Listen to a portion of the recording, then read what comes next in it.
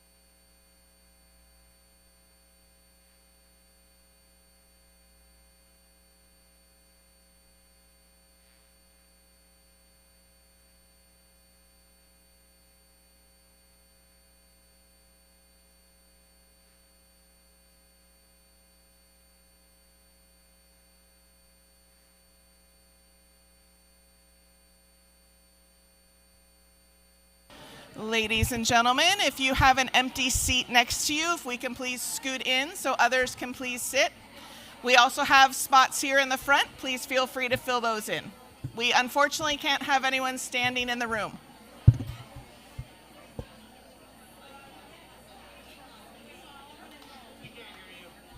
Well, I'm doing my best. Again, if you have an empty seat next to you, we'd appreciate it if you would move over so that others can sit there. And we do have some space here in the front, and unfortunately we can't have you standing because of fire rules. You know, rules, the fire rules. Thank you.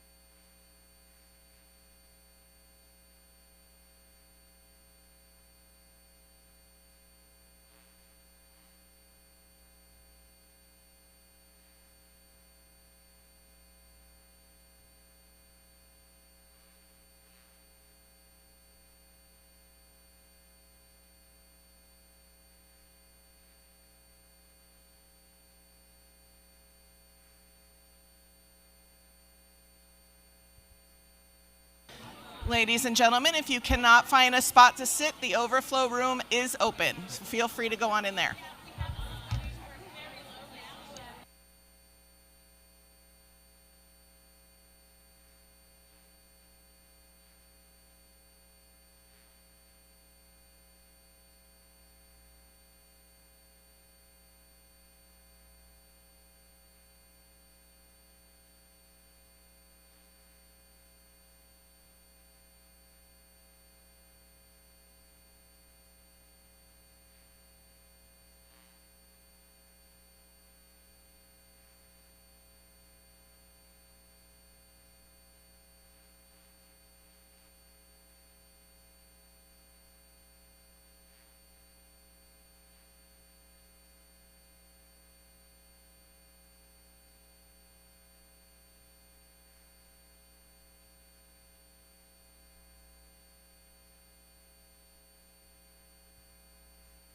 Ladies and gentlemen, we are going to close the back door at the request so we can try and get the air going in here, but it will be unlocked if you need to go in and out, so feel free.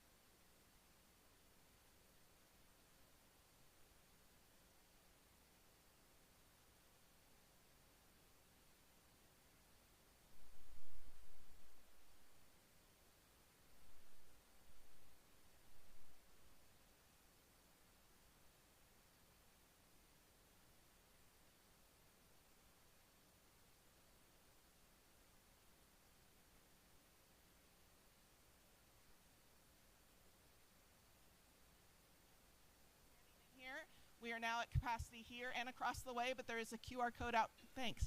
There is a QR code outside that you can watch along if you'd like, but unfortunately I can't have anyone standing. If you have a chair next to you, please raise your hand. Maybe there's some still free. Here's one here, one there. Any others? The rest, I'm very sorry, but we are at capacity. Thank you.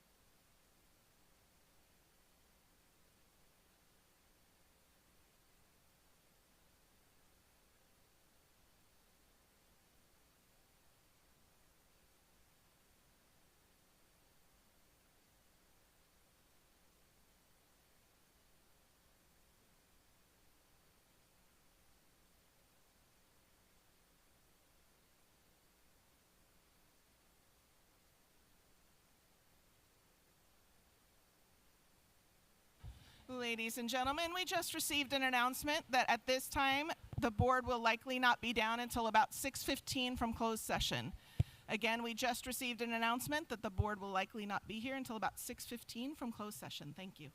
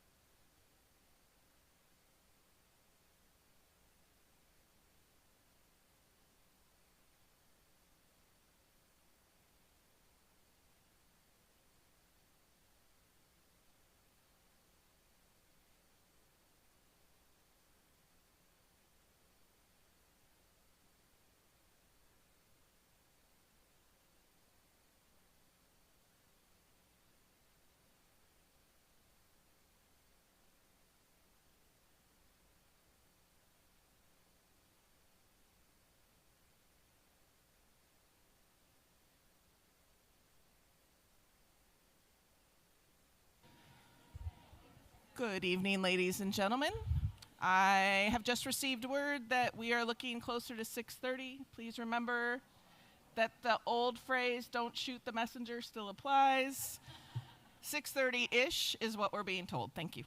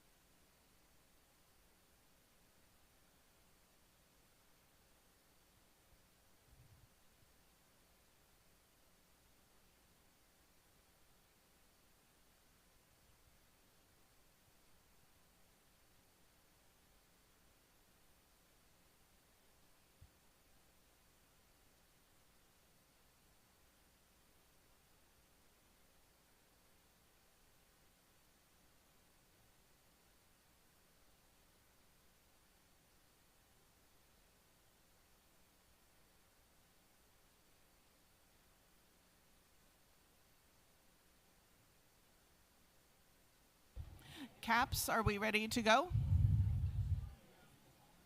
Caps, are we ready to go live? I'm going to take that as a yes. I can't quite hear. Thank you. Going live in 5, 4, 3, 2. Alrighty, welcome all to the Ventura Unified School District General Board meeting. Just want to apologize for taking a little bit extra time. We're about 45 minutes late, running late here. So I do apologize to the crowd and everybody that's on YouTube watching. So let's go ahead and get started and call the meeting to order with the Pledge of Allegiance. If you could stand, please stand.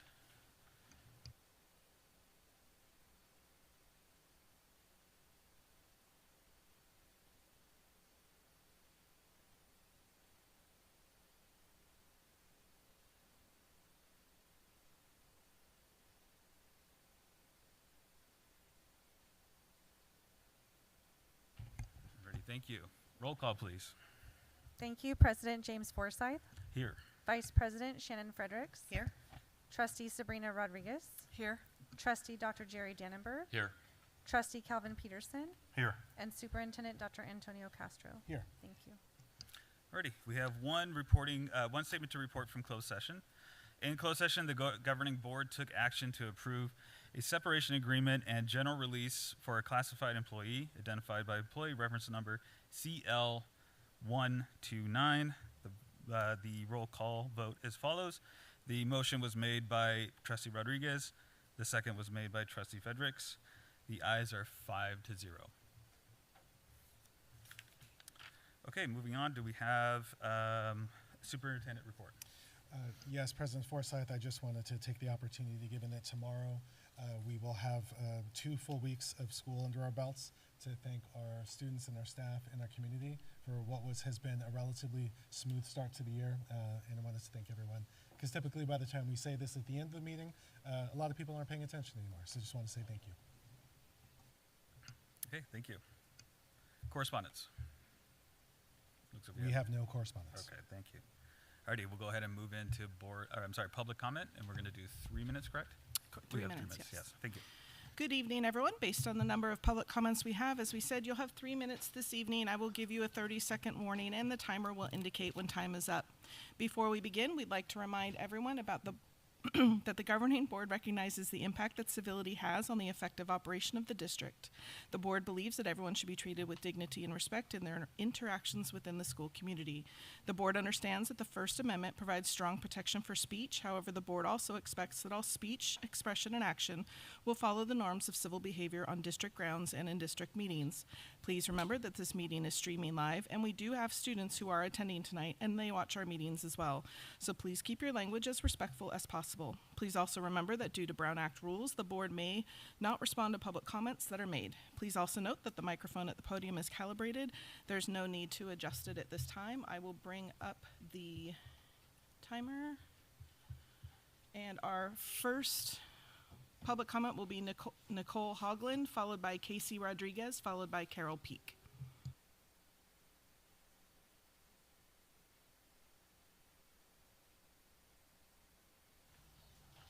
Hogland. Hi. Good evening. My name's Nicole Hogland. I have 2 sons in Ventura Unified School District, both who attend Juana Maria Elementary. I think it's important to state that my boys are very active. They ride mountain bikes, they ride dirt bikes, they play just about every sport possible, including soccer, baseball, flag football. During the first week of school, my oldest son was playing soccer on the field at Juana Maria when he broke his leg. I understand that accidents happen, but this is actually the 2nd time that he's broken his leg on that same field. The grass was unkept with areas of long grass, areas that were short, and gopher holes throughout the field. Risk management has inspected the field following his most recent injury, and I appreciate that. But I do want to know what was documented the first time this happened, whether the field was inspected, and what was done to address any concerns. While I'm here because of what happened to my son at Juana Maria, I'm asking the board to look beyond just this one field. Our children spend a huge part of their lives at Ventura Unified Schools. They should feel safe there, and as a parent, I should feel safe sending them there. I'm asking the board to look at the condition and maintenance of fields throughout Ventura Unified Schools, including injury reports, complaints, maintenance records, and safety inspections, not just after a child's hurt, but proactively. I'm here because I want our kids to have a safe place to play, and I want to know that Ventura Unified is taking that responsibility seriously. Thank you.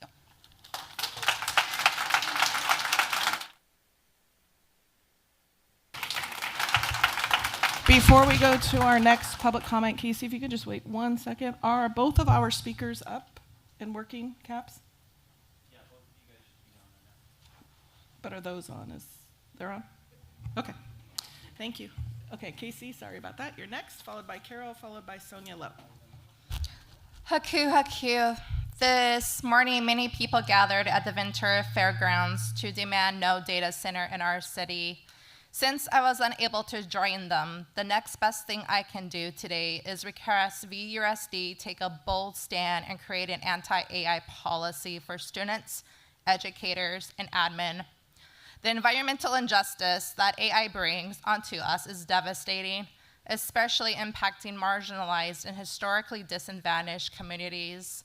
As a VUSD paraeducator, I'm not only focused on student success this year, but their entire future. Being a Chumash woman, I know our youth are sacred and will become our future leaders. Knowing this, I encourage VUSD to instill in our kids the importance of becoming wise land stewards. No age is too young to learn the importance of water and clean energy, and we adults have the obligation to set clear examples of how to do so. Showcasing the usage of AI rather than creating flyers or complete lessons must be reconsidered. Sure, it might have saved some time, but we must show the importance of taking time to do a job right and the importance of a healthy attention span.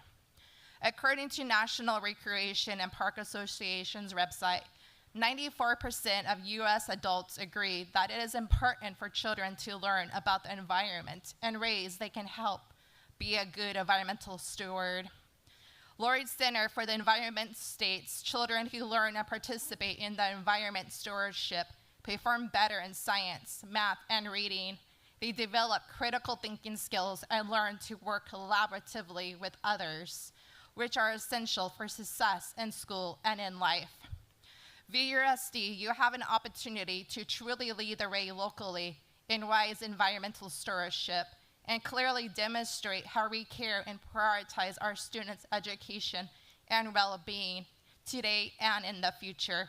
With knowing AI consists of gigantic environmental damages related to the need of vast amounts of electricity, which will only grow over time, and a gazillion gallons of water, and MIT News states, this industry is on an unsustainable path. It is clear the known damage are not worth the usage. By taking a courageous stand against AI, we can continue to honestly teach our students insecable truths such as hard work pays off, originality over a copy. Lastly, I urge parents to take note of the campaigns currently taking place, where candidates are showing you they are focusing on your children. Thank you. Carol Peak, followed by Sonia Lowe, followed by Sarah McLaughlin. Okay, good evening. My name is Carol Peak, and I'm the president of the Ventura Education Support Professional Association. Welcome to Celebrate. Just kidding, just kidding. This evening, I would like to speak to the unsung heroes of the Ventura Unified School District, and that are the education support professionals. We are the heart and soul of this district. Without us, our students could not get the education that they truly deserve. From the employees who are here solely to support student learning. Without an ESP, our students couldn't be enrolled, get to school safely, have healthy meals, learn in a safe and clean environment, or have classroom support. These, amongst other unnoticed duties, lay the foundation of learning as we partner together with our certificated siblings for the future of all students. I want you all to know that I see what you do. I see the dedication you have for our students, And I see you all here tonight demanding that our voices be heard and that a fair and equitable agreement is reached. Thank you to our bargaining team for your hard work and for continuing to come to the table in good faith. Although rumor has it that we don't have the numbers that support our demands, the facts are we do. And we are ready to show our strength. Lastly, I want to thank the parents, the students, and the communities who are and will continue to support us. Our students deserve nothing less. Thank you.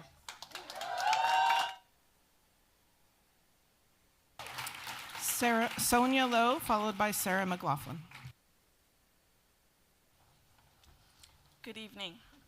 My name is Sonia Lowe, and I work for the California Teachers Association. I represent the Little Lake educators who recently went on strike over their health benefits. Now, I've been here this week visiting school sites all around Ventura, and it reminds me of what I witnessed in Little Lake.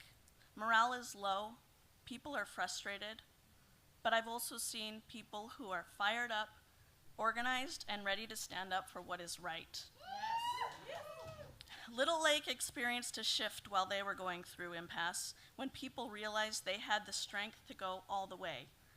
They became united, determined, and fearless. And I'm seeing that same thing happening here in Ventura. Members of the school board, you have the power to direct the district to settle this now and not go the route of Little Lake. This week, we have over 20 staff people, along with myself, here to support VUEA and VESPA members. The eyes of this community and the eyes of educators across the state are on you right now. I hope you understand the seriousness of this moment, but also the opportunity to do the right thing and show your employees the respect that they deserve. The educators here are ready to fight for themselves and their students. I urge you to lead with integrity, not just for the educators in this room, but for the students and the community that you were elected to serve. Thank you. The last public comment will be Sarah McLaughlin. I am Sarah McLaughlin, president of VUEA. I want to begin tonight by saying thank you. Thank you to the dozens of CTA staff who came from across the state to support us this week. School started 2 weeks ago, and for our students, that first day can feel simple. But for the people who make that moment possible, we know how much happens before that first bell rings. Our speech language pathologists and education specialists are reviewing IEPs, coordinating accommodations. Our teachers are preparing classrooms and lessons to make sure everyone feels welcome. Our counselors made sure students have the right classes, schedules, and support to start the year on the right path. Our nurses are reviewing health plans, training staff in life-saving procedures. Our teacher librarians preparing learning spaces, curriculum, and resources. And our VESPA colleagues who did the countless jobs that made sure our schools were safe, functioning, and ready for students. The smooth beginning of a school year did not happen by accident. It happened because we care deeply about our students. So tonight, I want all members to hear this clearly. We see you, we value you, and we are proud of you. And that is why the work ahead matters. Yes, we are at impasse. We did not arrive here because we wanted conflict. We arrived here because we believe the people who dedicate their lives to Ventura students deserve fair compensation, quality health care, and the respect that comes from investing in the professionals who make public education possible. Our power is not one person standing at this mic. Our power is in the hundreds of educators standing together. It is our VUEA and VESPA members showing up for one another. It is our community recognizing that when we invest in educators, we invest directly in students.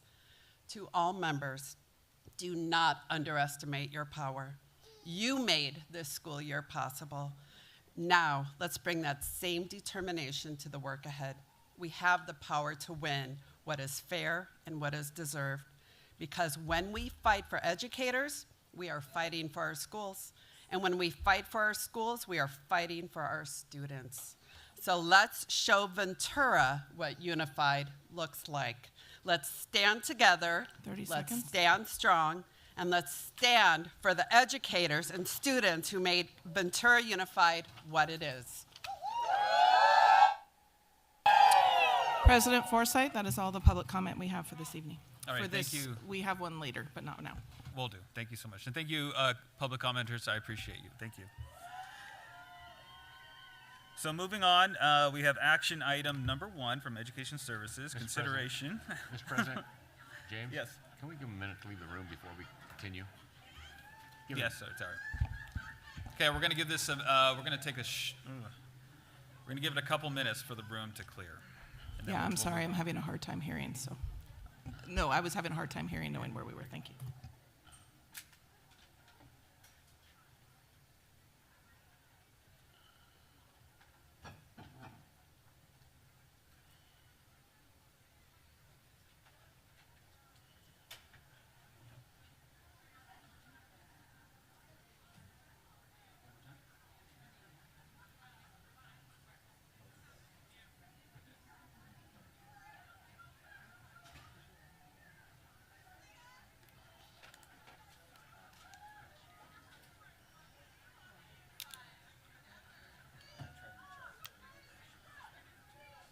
For those that are in the room, in the overflow room, if you would like to make your way to the main general boardroom, you can, as there will be plenty of seats available momentarily.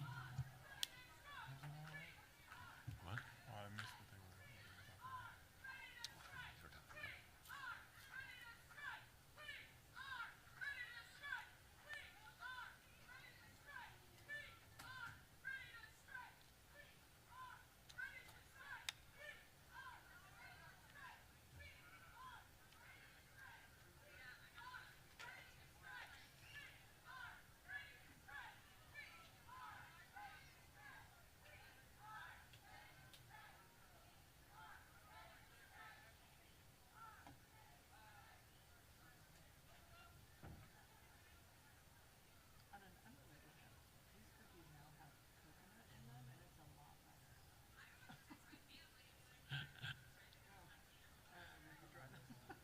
I may have to go try one.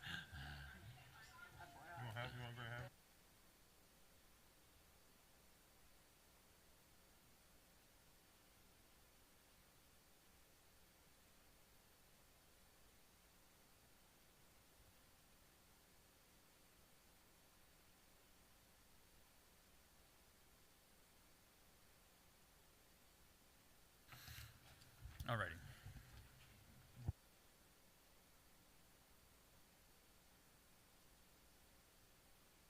Caps, we're still live, correct? Okay, thank you so much. Okay, moving on to action item A1, which is the consideration of supplemental novel eligible for fast track consideration. And President Forsyth, during that break, Dr. Bayless stepped away, and if this is him coming back in, I didn't even notice. him perfect stepping away. timing. A gentleman who knows how to make an entrance. All right, so here we are. Greg, we're on action item A1. I apologize. I thought I had a touch more time. Yes, pleased to bring action item A1. Thank you very much, Gina. This is our fast track recommendations. These are eligible for fast track once again because they're on the CDE list. And so we're pleased to bring this forward to you as the next step in our ongoing effort to broaden our portfolio of supplemental novels for teachers to use in the classroom. I'm happy to answer any questions you might have on this. Any questions? I had a quick question. I know sometimes we offer resources to our staff members to help support. So for example, like ABAR, things that are related to ABAR, that we have resources available to help support the literature and to help our teachers be able to guide students through this really difficult topics. And seeing that this is dealing with a mother's serious illness, and having lived through that with my husband, I know how traumatic that can be. I'm wondering if we're offering any resources to our staff to be able to support that. as a teacher also, I find I'm no longer surprised when it's time for Mother's Day, Father's Day projects in my class, and we find out that we've had students who have had a death in their family of a parent. So I just want to make sure that we have counseling and resources available to help guide our educators through this challenging novel. Yeah, I really appreciate that question. English teachers operate in a challenging space with a lot of the literature that they put before students, so that's part of the art of being a teacher, is making the right selections, but of course sometimes you never know. This is specifically for high school students, given the significant of the content. Sometimes during full reads, not in fast tracks, the committee, just for the benefit of the board and the public, they will make a recommendation to the board, but with required resources. And that's not typically the case for fast track, but that's not to say that we don't have many resources available. And in fact, typically when a teacher takes on a new book like this, they reach out to Sarah Gluck-Perez, our fantastic teacher on special assignment, and she supports them in finding resources and connecting them. And given what we have with our wellness counselors and grief groups, there's always touch points and nexuses between the kinds of mental health supports that we have on campus and the content in classrooms. So I can't tell you that happens every single time a teacher takes on a new book, but it happens often because Sarah does such a great job of connecting with them. So the answer is yes, but it's not required. So we do leave it up to the discretion of the teacher. Okay, thank you. Yeah, I was curious because when I read the summary of the book, I mean, it is heavy. We don't do like trigger warnings on our books, but I was just curious, like how would, because this is not a class set, we're not looking at this as like, this would be something that would be assigned reading, right? This is something that would be like optional reading for a high school student, but then how would they know that this was something that, you know, potentially, depending on their circumstances, could have a real emotional weight to it? Yeah, so actually these supplemental novels are available for full class purchase. They are, any of the novels that come before you aren't just one-offs that would exist as a singular book on a shelf in the library. They are available to be taught in a classroom with a full class set. We don't have any required sort of trigger warnings for books. I think a lot of teachers do that, but I think the most important thing is that we always have opt-outs available for students, since these books themselves aren't standards in the English standards.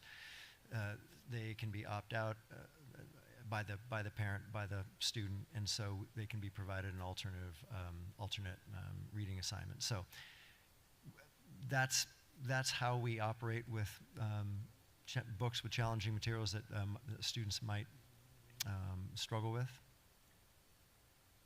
Yeah. Any other questions? Nope. Okay. Do we have a motion to approve? I move to approve this novel. I'll second. Thank you. Vote as follows. Trustee Peterson? Yes. Trustee Dannenberg? Yes. Trustee Rodriguez? Yes. Trustee Fredericks? Yes. And Trustee Forsythe? Yes. Thank you. Motion carries 5-0. Ready. Thank you, board. Moving on to contracts exceeding $25,000. Yeah, good evening, board. If the board has any questions on the contracts in front of you, please, we'll entertain any questions. I apologize, I did not have time to read the email yet. Sorry, it was my first week of school too. So I did have a question on Amerigus healthcare staffing. It looks like this is a leave of absence. Would this be, so this is not that we're contracting out services necessarily, we're contracting out a sub to cover? A leave of absence, that's correct. Okay, thank you. And then the other one was Blue Sky abatement. I was wondering what that was abatement of.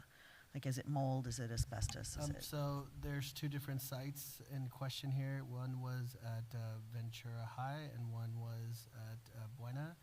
And so for Ventura High School, there was water damage in the nurse's office and the counselor's office.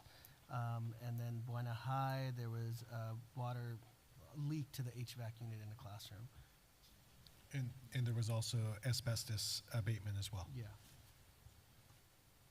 Just something to be mindful of when we're looking at those roofs, and I mean, that's a $55,000 price tag, so I just want to bring that to the board's attention.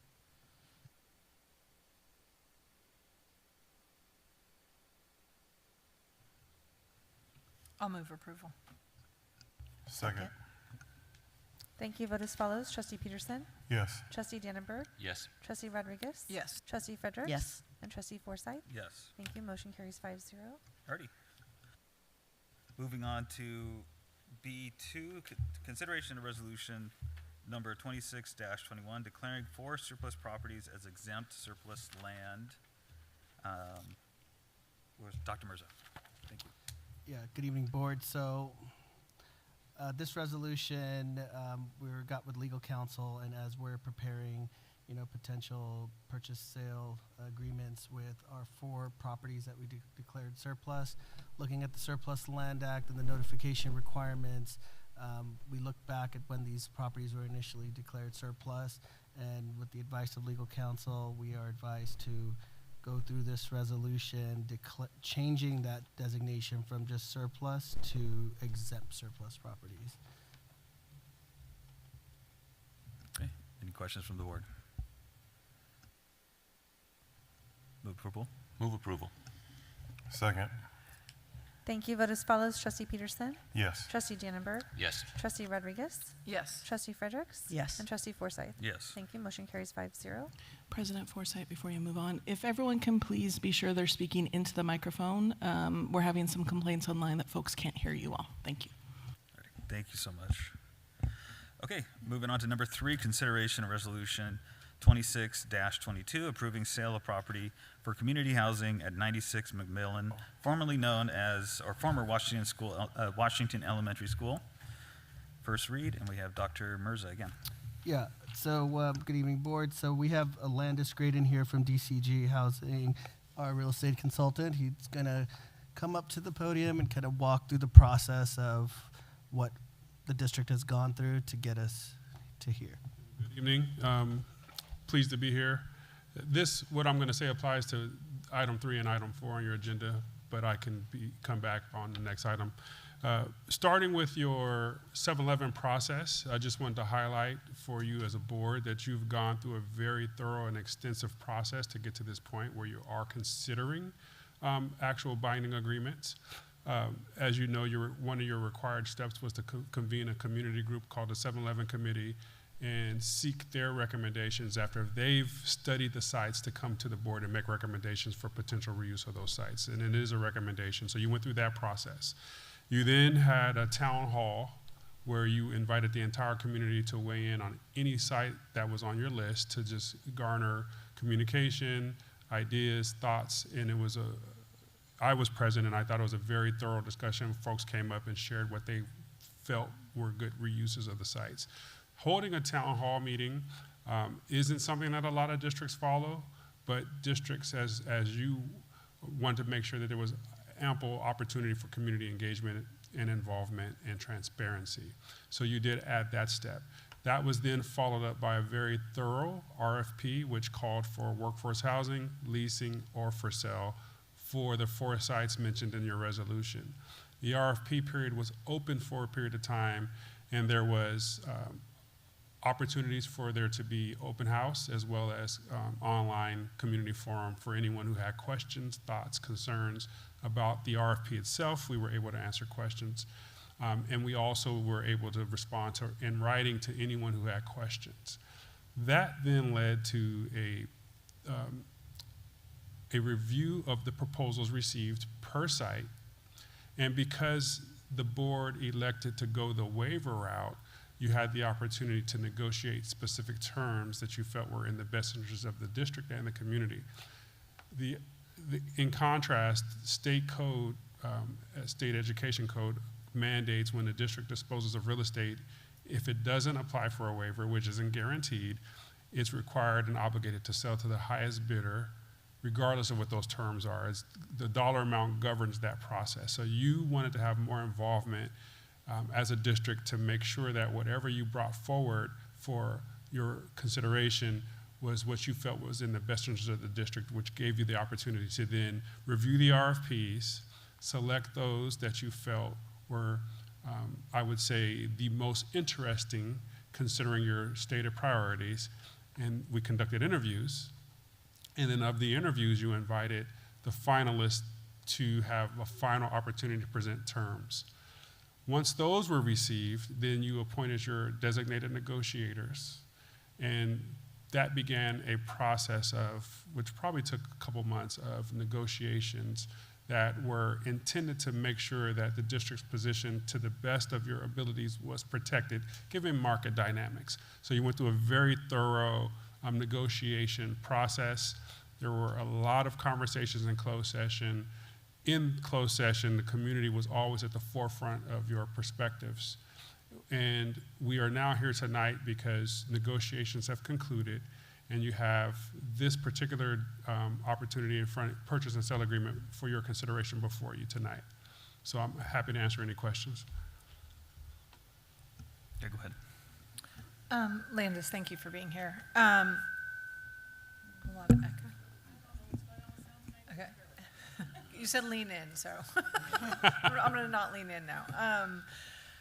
Could you explain for the public what the process will be after the board takes action on this? So assuming the board has made the decision to put the sites out to RFP, the board has made decisions to focus on a particular party to negotiate. So for this particular site, you're considering a purchase and sale agreement. If you don't approve it, then the site is up to whatever you decide you want to do with it. You can hold it, you can take it back out to market. If you do approve it, then you go into an escrow process. So the buyer has a negotiated period of time to do investigations. In this particular case, they're proposing housing on the open space and not proposing housing for the historical space.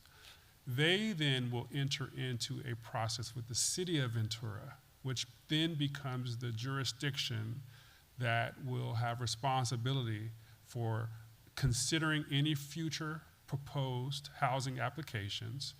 And at that point, the city is obligated to follow its zoning laws, its general plan, and its process, which heavily involves the community. As a district, you become an interested stakeholder, you become a potential partner, and you're watching along the journey that the buyer will go through as it seeks to get its project approved through the Planning Commission and ultimately the City Council. They have community meetings, so you're welcome to attend community meetings. And as the project goes forward, if they have additional requests of the district that could be an amendment to the purchase and sale agreement, then those come before this board for consideration. So once you, if you were to approve this agreement, you become a seller just like if you were selling your home, and that buyer would have their periods of time for inspections, and there could be some renegotiation on certain things, but you're more of a invested stakeholder, but not necessarily the principal in the transaction. The buyer becomes a principal. Thank you. I think the important part for me of what you said is that this really then would, the property would enter into the traditional public process, right? So the community, people who are interested in what's going to happen at this school would have the full public process to follow, engage with, have input on as it navigates the planning process that the city follows. Absolutely. And so elementary schools or a lot of schools are often co-located around a lot of residential. And there are common concerns that are legitimate that community members, especially neighbors, have. One could be traffic, another could be noise, another could be massing. California has an Environmental Quality Act, which takes into account a number of environmental impacts.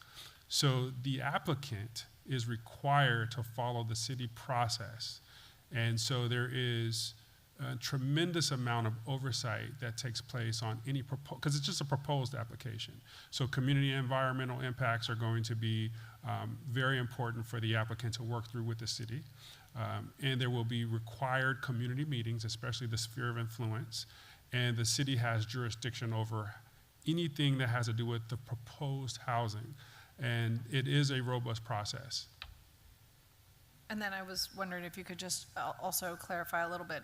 You mentioned it, but the historic aspect of the building and sort of the difference between that and the open space behind the building, kind of what the buyer has acknowledged or is proposing in terms of use. The district has been very forthcoming and transparent about the status of the site. The buyer understands that there is an historic designation on the improvements to buildings. The buyer's proposal is to develop the open space and not redevelop the historical assets into housing. I believe they're going to go through a process of studying adaptive reuse, which is often the case for historical structures, and which is also governed by other jurisdictions, so it's not like they can just do what they want. So there will be a separate set of governing oversight for the open space.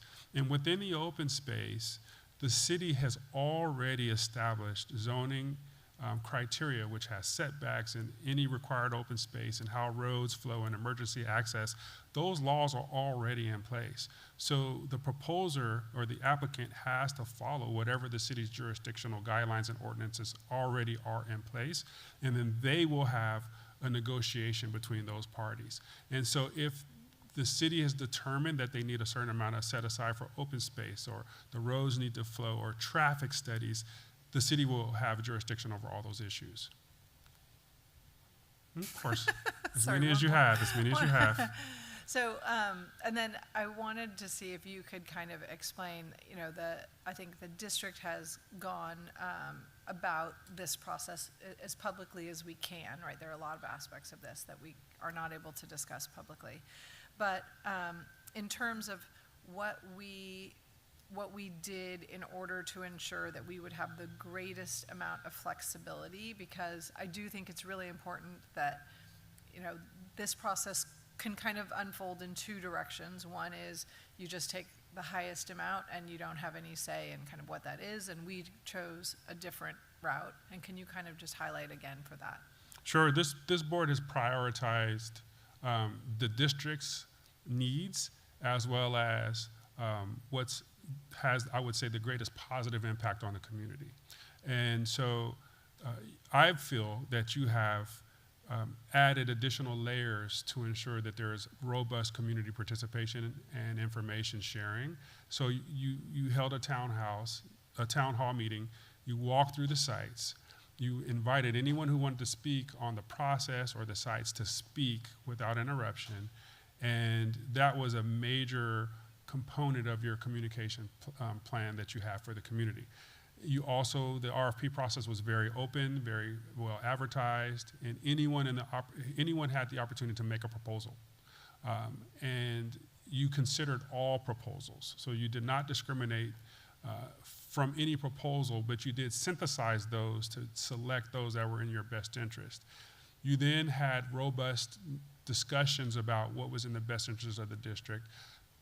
Property negotiations are confidential by state law, and they're done that way to protect the integrity of the process. And I feel that you've walked along this journey methodically, conscientious, with integrity, but you've taken your time. You didn't rush any decisions. And I know folks who were waiting on you to select your buyer or your party to negotiate, whether it's a tenant or a buyer. You didn't rush that decision. And there were folks that were anticipating that you'd make a decision, even in closed session, and you say we're not there yet. And so I think the board really did deliberatively take its time to make the best collective decision possible. And I think you allowed for a tremendous amount of community input, board discussion and debate, and ultimately now having questions before you even take final action. Any other questions? These questions right now is for item 3, right? Correct. Okay, so no other question, but just a comment. I mean, I think one of the things that this board has prioritized throughout this process, one is community engagement, but we've really tried to bring all of the properties that are surplus together for that bigger picture conversation, which is for the community, you know, what does the community need? The district clearly needs money, right? Like that's a big part of this thinking. But we also had another value in this process, which was being able to develop our own workforce housing, right? Which was part of the money conversation. But we've also all recognized and publicly made comments that we also value affordable housing for our community. So when you look at the 4 properties that we have gone through this process with, only 2 of which we're specifically discussing tonight, we've talked about trying to balance that need to raise money to be able to do workforce housing with what we believe the community wants, which is increased access to affordable housing. And I think as a whole, that's what we're trying to do, and I think we're pretty successful right now with where we are. And so I appreciate your guidance. I mean, I'll just speak for me. I ask a lot of questions. You know that. I've pushed back on a number of things throughout this process. But really, we appreciate your guidance. And I feel like we've always gotten a straight answer from you. We've asked the questions over and over and over again. And so thank you, Landis, for helping guide this process. And I just wanted to touch real quick on what Sabrina said, and my question is to Dr. Mirza. So in this, if we decide to go through with the sale and this money comes to us, where does this money fall within our budget, and what can we use it on? Yeah, this would be, the funds for this property would go into the building fund. And so we usually use the building fund for building improvements, capital improvement projects, like large maintenance projects such as HVAC, infrastructure projects. And I think that's an important distinction, right? Because we can't, a lot of folks may say, well, you're selling property to buffer pay. Well, I do want to clarify one thing. When you said we usually, it is restricted to certain things, right? I just want to make sure that's clear. Not that we usually do it, it's just that we must. It's restricted Yeah, for it's that restricted, category. yes, restricted for that Thank category. you for clarifying. It lies outside the general fund into the building fund, and it's used for capital improvement projects. And then if the public would remember when we put out a bond for $435 million, that really only paid for less than half of what we actually need in this district. We have about $1 billion in deferred maintenance, and that probably is increased since that study's been done. So not only is this money important for our students, but it's important for our facilities. Those funds going in the building fund, could they be designated for possible future workforce housing? Yes, it could be used for any type of capital improvement project. So if the district or if the board decides to venture into that space and happens to find a land that they want to build workforce housing on, yes, you can. I mean, I don't think we have enough money in there to do so, but that's a different conversation. Trustee Fredericks. Thank you. I have a question. Affordability has been a bugaboo of mine, and I'm wondering if you can tell us how much affordable will be on this property. This property is designed to be an entry-level market rate project with the required inclusionary set aside that the city will mandate. So the city and the developer, the applicant, will get together, and the city is going to say, we want X percent of your units to be low income or affordable housing. And is that typically 5%? It ranges 10%? anywhere from 5 to 15% typically, and it's 15% locally. Okay. And then I also have a question about, so we had mentioned the needs of the community, and I just want to point out that this is a market rate property, and the RENA report shows that Ventura does not have a need for market rate. And I understand the concept of creating revenue, generating revenue in order to be able to create the workforce housing that we so greatly desire, and that was one of our primary focuses. So I'm wondering, do we need the funds generated, and maybe this is a question for Hassan, do we need the funds generated from this market rate sale in order to fund our currently proposed staff housing? Our currently proposed staff housing at which property? At the ESC, at this property? Property? Yeah. No, we do not. Yeah, and what I'll add a couple things is that I would like to go back to Trustee Rodriguez's comment about, I'm limited about what I can say on this item, but I want to go back to the spirit of what was said, that what the board is trying to accomplish, but again, we're limited by how much of that conversation we can have today, is that using all of the district properties, there has been a spirit of making sure that we're able to address all the needs of the district, and part of those district needs are nested within the community's needs for greater affordable housing. What I would appreciate, Landis, if you can touch on is, Trustee Fredericks and I have had many conversations just about the nature of affordable housing in general.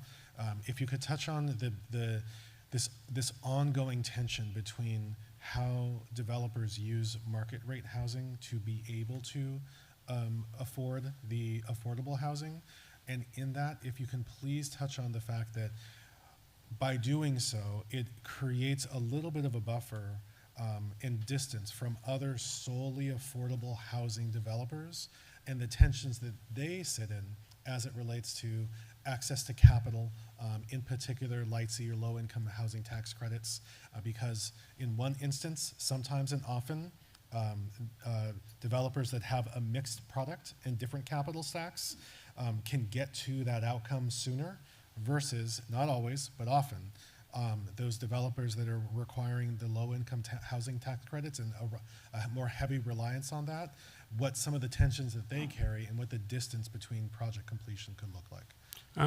And just, are you speaking for inclusionary units or just in general? Just in general. Yeah. The traditional publicly subsidized affordable housing programs that we may see from a housing authority or non-affordable housing developer, their major sources of their funding are highly competitive. And so when we talk about RHNA, the regional housing needs allocation that the state mandates throughout the state for categories of housing, very low, moderate market, it's a paper policy. And they're basically saying, we just have to make sure that there's a number of sites that could be developed, but there is no requirement that they actually become developed. It's a paper mandate. So when you have private entities that advance entry-level housing or even workforce housing that are using private sources or investor sources, they're actually meeting the real needs of the community by actually producing inventory, whereas those that are more reliant on public sources are lagging behind the demand, which is why we have such an affordability crisis, because they can't get as many units out as possible, so that we have this large we have this large population of folks that are homeless, but also that just can't afford to purchase because the inventory just doesn't exist. So the market rate folks that are more mission aligned, their balance is how do we make a profit, but also how do we get enough inventory for those that maybe can't afford the higher end homes, but they're great entry-level homes, younger families, first-time home buyers, which is a very strong market versus the affordable housing folks that prioritize affordable housing as a mission for the community, but they come few and far between just because the funding just isn't there. And the sources of funding and the models of funding just haven't caught up.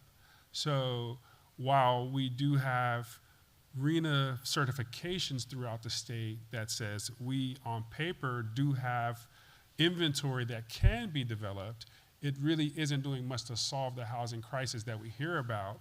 And the private market is doing more often to meet those needs because they just can turn dollars faster and get their inventory out. So this type of buyer typically focuses a lot of programs on the first-time home buyer, which is a very important segment. Does that answer your question, or did I miss it? Let me just circle back, Trustee Fredericks. you asked a question if the money that we would generate from the sale of this property would help us build or satisfy our workforce housing. No.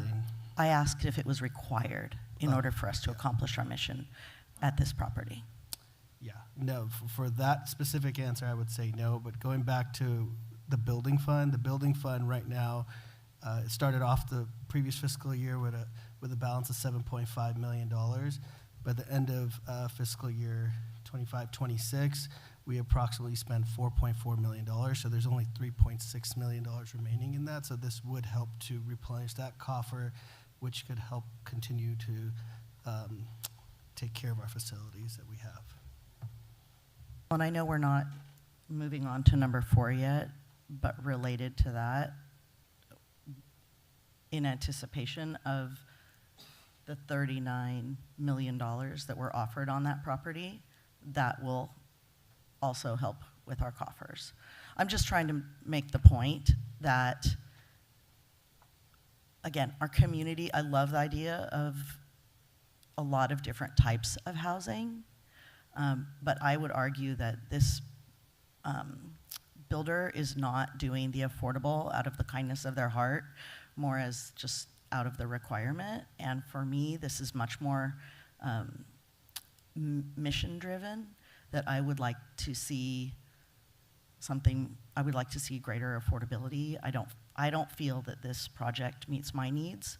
I have concerns about the use of, after we sell this, then we no longer have control or any input on the historical piece, which in all of our input that we have had from the community and our town hall and emails that we've received, the community has great concern over the historical piece, and I am just concerned that once this is sold, we will no longer have a say. It will, of course, have to go through the city and all of the city's processes if it goes that route, but that is a concern of mine. And again, I feel like this is a prime area. I'm concerned that this is not being used for staff housing. Speaking of this, just the historical responsibility, at present, I know the site is, the district has to maintain the site.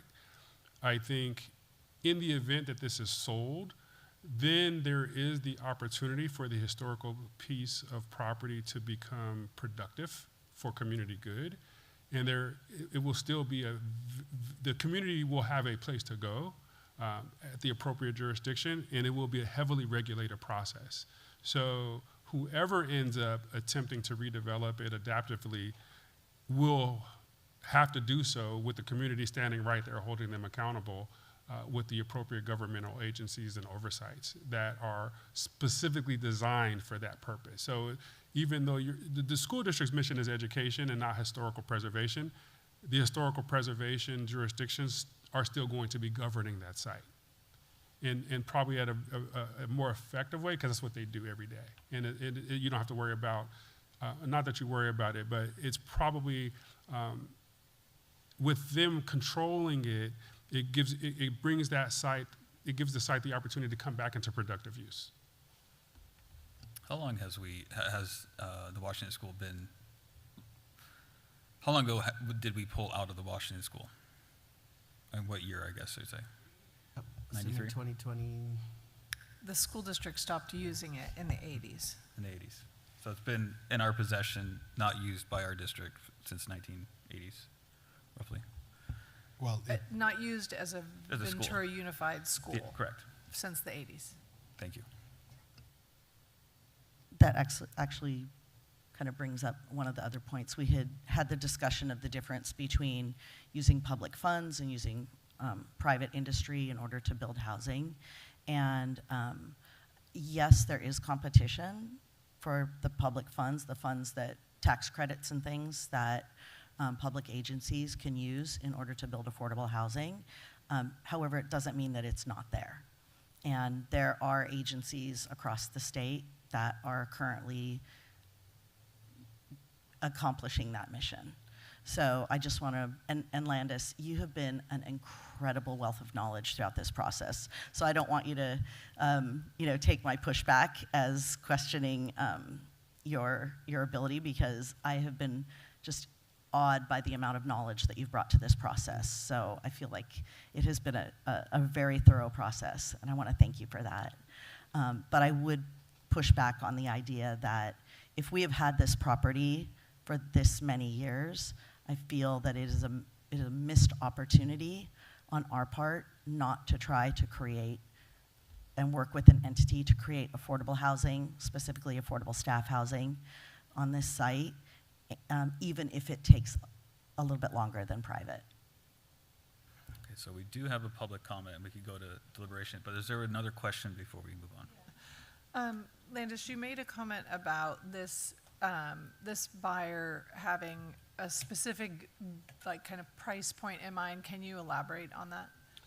I don't have what they would start their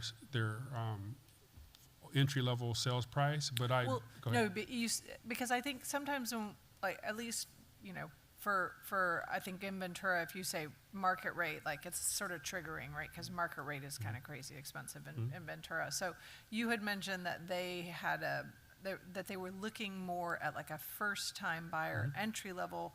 What does that mean?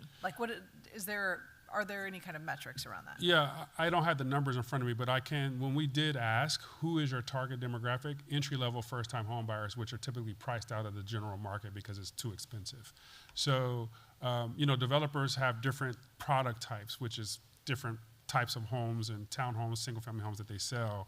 And some cater to, higher end, and some cater to first-time home buyers. They are thinking the first-time home buyer, the young family, the folks that are finally able to buy a home in the community, that's who they're targeting.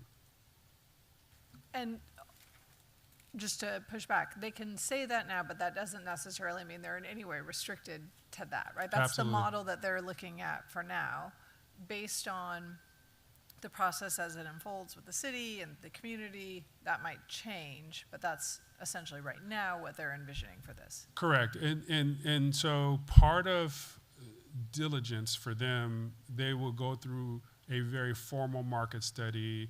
They'll look at their site planning, and as they learn more about the site, then they will start finalizing their ideas, or at least their business planning and strategy to move forward. But I will say, having that, things change often. The economy shifts, interest rates shift, so there is some level of flexibility. The city's perspective is going to be what the city thinks is good housing policy. The developer is going to think one major influence is going to be the ability to even absorb units. So developers that are doing it for profit don't like unsold units to sit there forever. They have what they call an absorption rate, and they'll say, okay, we're going to build 100 homes. We think we can sell 2 or 3 a month. In a market like now, we're seeing numbers get missed. We're seeing prices come down in a lot of communities. We're seeing incentives offered. You may even see where they're offering to pay for closing costs, and they're offering to buy down interest rates. And so we see a lot of concessions in the marketplace. So things change based on the economy. And so what they say, we do take honestly, but we understand business is also just about what the local economic environment is doing at that particular time. And I would just add, to answer your question, I did look into this a few months ago. This builder also did some building on the East End called the Orchard Collection. They're 1,700 to 1,800 square foot units, very similar product to what we're looking at here. They're currently going for between $600,000 to over $800,000, and that would require a buyer to have $150,000 to $200,000 income in order to afford them. Or a family's income, yeah. Okay, any other questions? Okay, we'll go on to public comment. Okay, public comment by Amber Thompson, and I need to sincerely apologize to Ms. Thompson. She was going to give comment on the last item, but I was being bombarded with sound issues. Would you like to still comment on the last item? Yeah. Is that all right with Okay, so I'll give you your 5 minutes, but I'll tell you when you're at 2.5, so that if you want to switch, you can. Just let me bring that up really quick. No, I kind of liked going after them, so it worked out. And my sincere apologies. I'm sorry. 1 second here. Okay. Go ahead. Good evening. My name is Amber Thompson. I'm speaking on Resolution 2622 concerning 96 McMillan Avenue. I'm a big supporter of developing affordable housing on underused district property, especially housing that educators and classified employees can genuinely afford.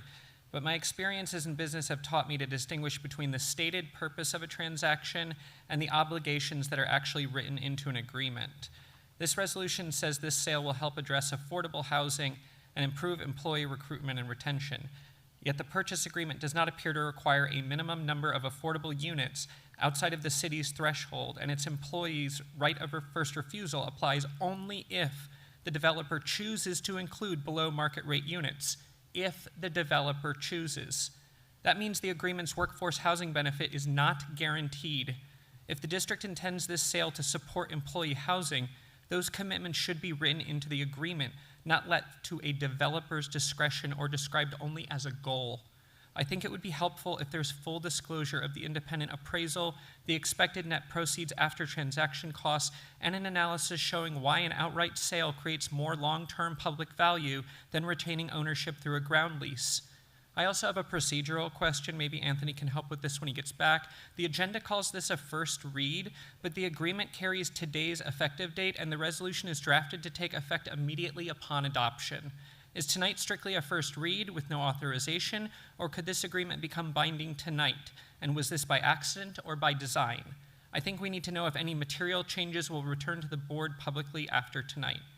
Look, I want housing at this site to succeed, but community housing is not an enforceable definition. If workforce housing is the intended public benefit, the agreement should include specific, enforceable commitments before the land leaves public ownership. I support affordable housing. I'm asking you to make sure the affordable housing benefit is real, measurable, and protected in this contract. Thank you.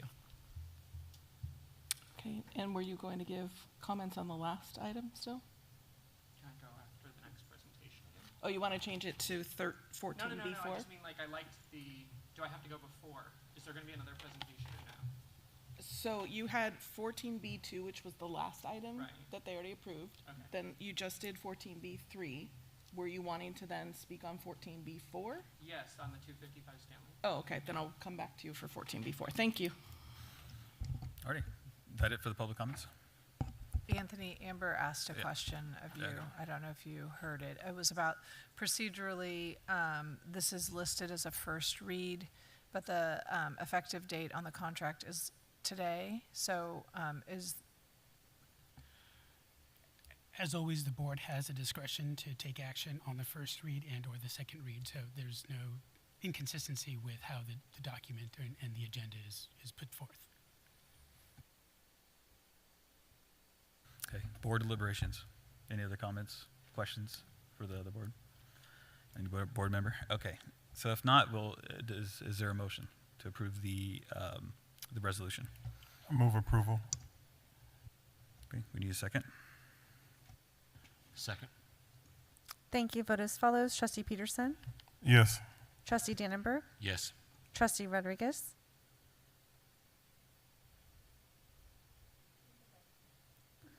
No, so here's my struggle. I support the agreement, and I have shared this with staff. What I struggle with is the idea of taking action on a first read for something so important. Not because I don't believe that this is a good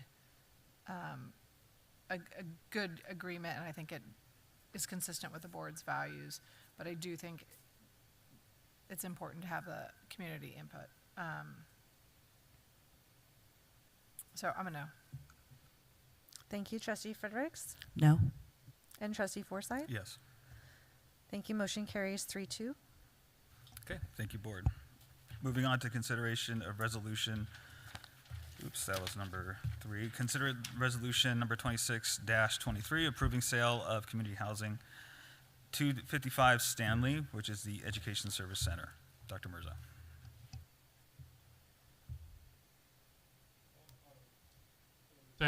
The same comments apply in terms of your process, because if this property was included in your process that you followed, I can answer any specific questions you have about this particular contract or this particular proposed PSA purchase sale agreement that's up for consideration. Now, this one, I know for a fact, it specifically addresses staff housing, correct? Correct. And I noticed because sometimes as a board, since we only publicly meet sometimes twice a month, it looks like things are rushed visibly because that's when you see when we deliberate. But for the last year, I've been on the property subcommittee and been through multiple cohorts about staff housing and decisions, and you know that we have so many different perspectives on this board that I can assure was represented in this, and you've been part of them too. So I just know that sometimes from the public view, it looks like it was done very quickly, but this is a years-long process, methodical, with leaving room for public comment. Like you said, that we had the town halls, and we were very considerate about input on these things. So the reason why I'm so excited about this is because I really believe that staff housing for Ventura Unified could change the dynamics of our teachers, for our students, for every person in our staff, because it allows for someone who might not be able to afford what Mrs. Frederick was saying about a $600,000, $800,000. It allows us to recruit that innovative teacher that might not have been able to come here and spend $600,000 for a house. Now on this property, in this subdivision, we will actually be able to control it for under Ventura Unified. So I'm very excited about this because it's been a long process, and I think this is going to be such a positive thing for our staff. And we're still at the process where we're still surveying staff to find out what they're wanting, and we have the ability to basically build what they need, right? Yes, so this agreement was constructed where partial of the 23 acres would be market rate, and then there would be another portion, approximately 4 acres or so, that would be a ground lease, and that would be a combination of affordable housing. And then there's an option in here for the district to be able to, working with the developer, purchase approximately 50 units, priced at about $350,000 a unit right now for a 1-bedroom. But we've structured the agreement where once the survey ends and we identify what the needs of the staff are, we would have the ability to go back to the developer to negotiate what a 2-bedroom, 3-bedroom would look like.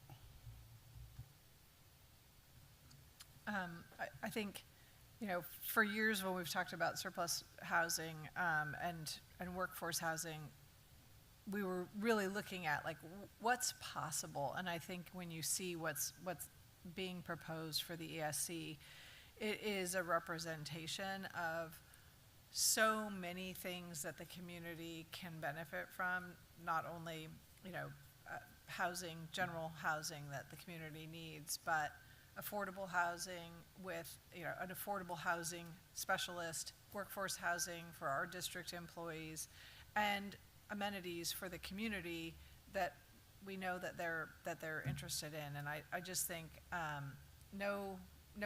nothing is ever going to be perfect, but this has so many good elements to it, and I really believe it's something that will add a lot of value to the west side of Ventura, and something that will add a lot of value for our district. Obviously, it's great to have the money from this, but that wouldn't, on its own, be reason to get rid of this property. For people who don't know, this property was such a windfall for our district when it was originally negotiated from the former Kinko's. We were really given an amazing deal to be able to be here and to move our district here because of the generosity, not only of the business, but because of the support of the community. And what this is enabling us to do now speaks to that generosity from those previous owners, because this is gonna allow us to pay that forward and hopefully build housing, as Calvin was saying, that will allow us to attract and retain really wonderful educators, support professionals, and keep those people in our community. I just think there's a lot of positives to this, and I'm really grateful for the negotiations and for, just all the collaboration to get us to this point. Well, and also, again, Landis, the development of the staff housing is, I think it really speaks to your ability to think outside the box and how we can make this work. We faced many roadblocks on this property about how we were going to make it work for so many different opinions. And my number one priority was getting staff housing. And I feel that we, especially with the new survey coming out, that this is going to give us the flexibility to meet the needs of many of our staff members, and the affordability, and then also the control of being able to control what price we're setting and things like that. So I think this gives us just so much control and having ability to meet the needs of our staff. And I really want to thank you for thinking outside the box in order to be able to create this. My question lies in the affordable. There's also an affordable workforce, not necessarily district, but workforce housing rental, and I'm hoping that you could give a little bit more detail in that. So this particular buyer has proposed 82 true workforce housing units that they want to make available to the community and the public that will have the income requirements of the workforce, which is typically 80% to 120% of the area median income.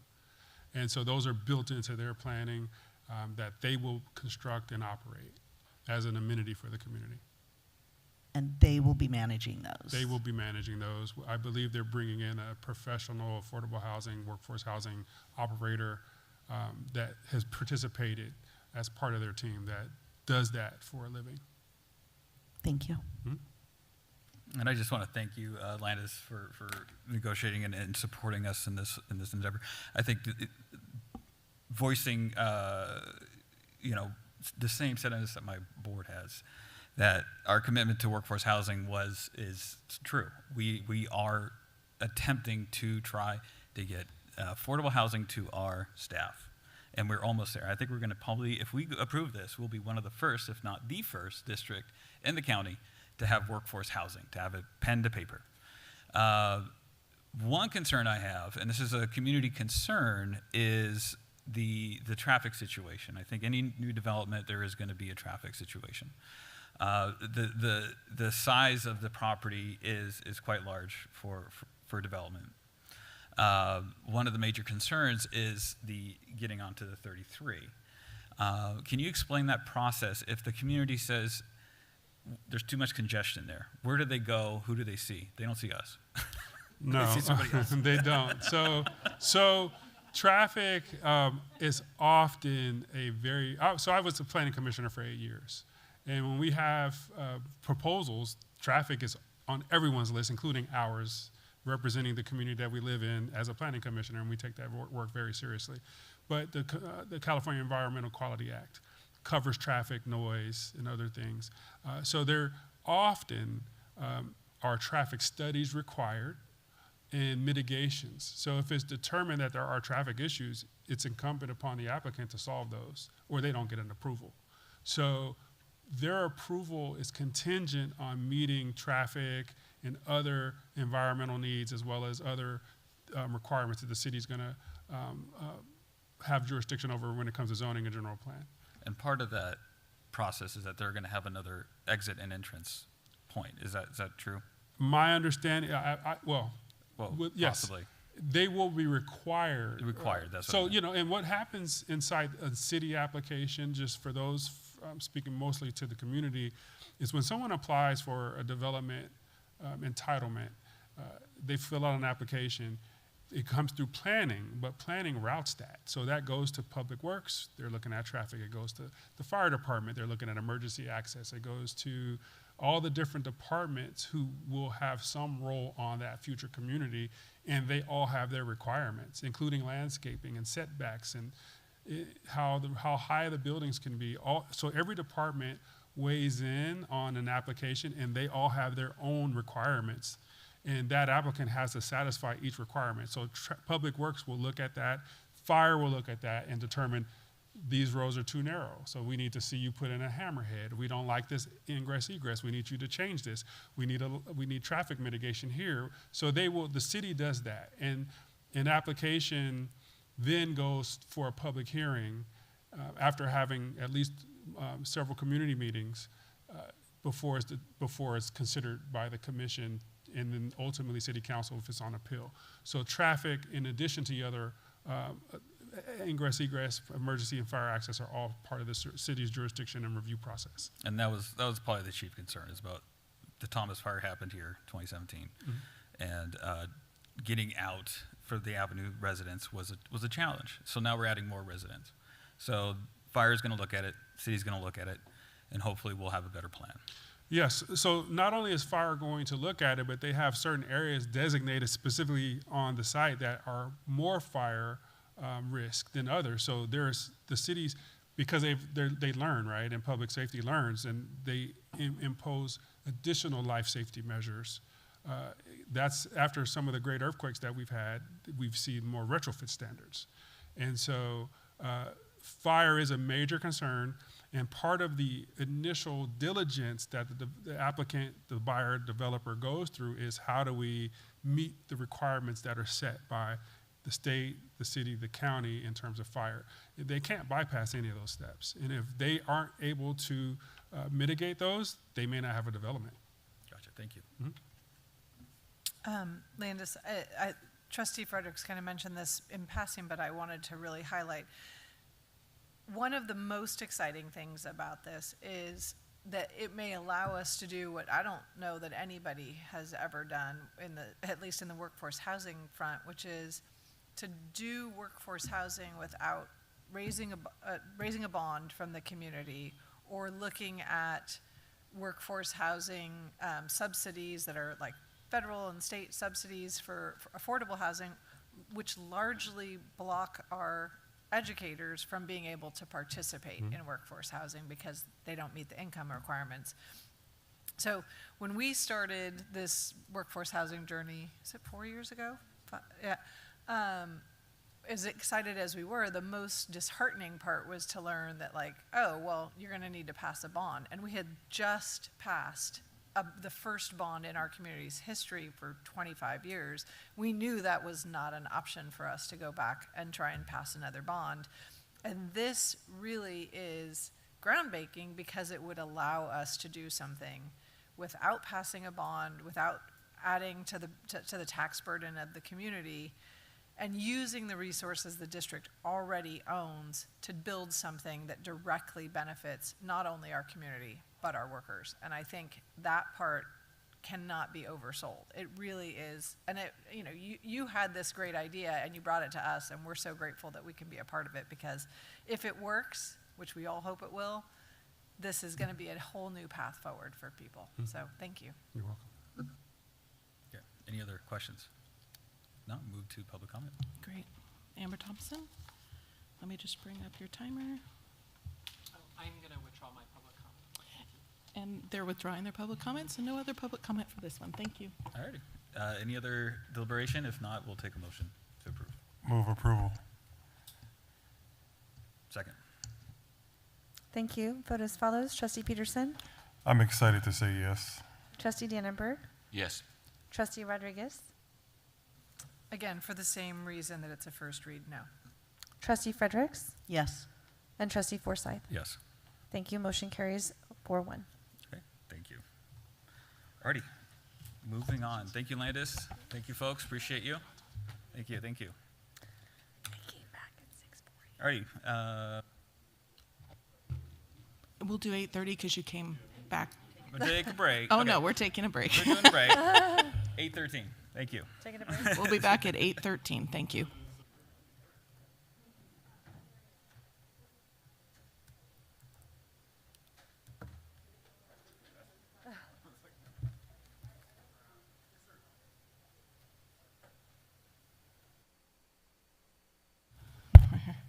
Hi, everyone.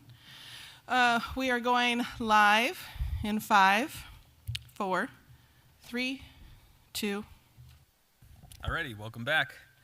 We'll go ahead and move on to our conference items, which would be conference item A1, School Site Council bylaws.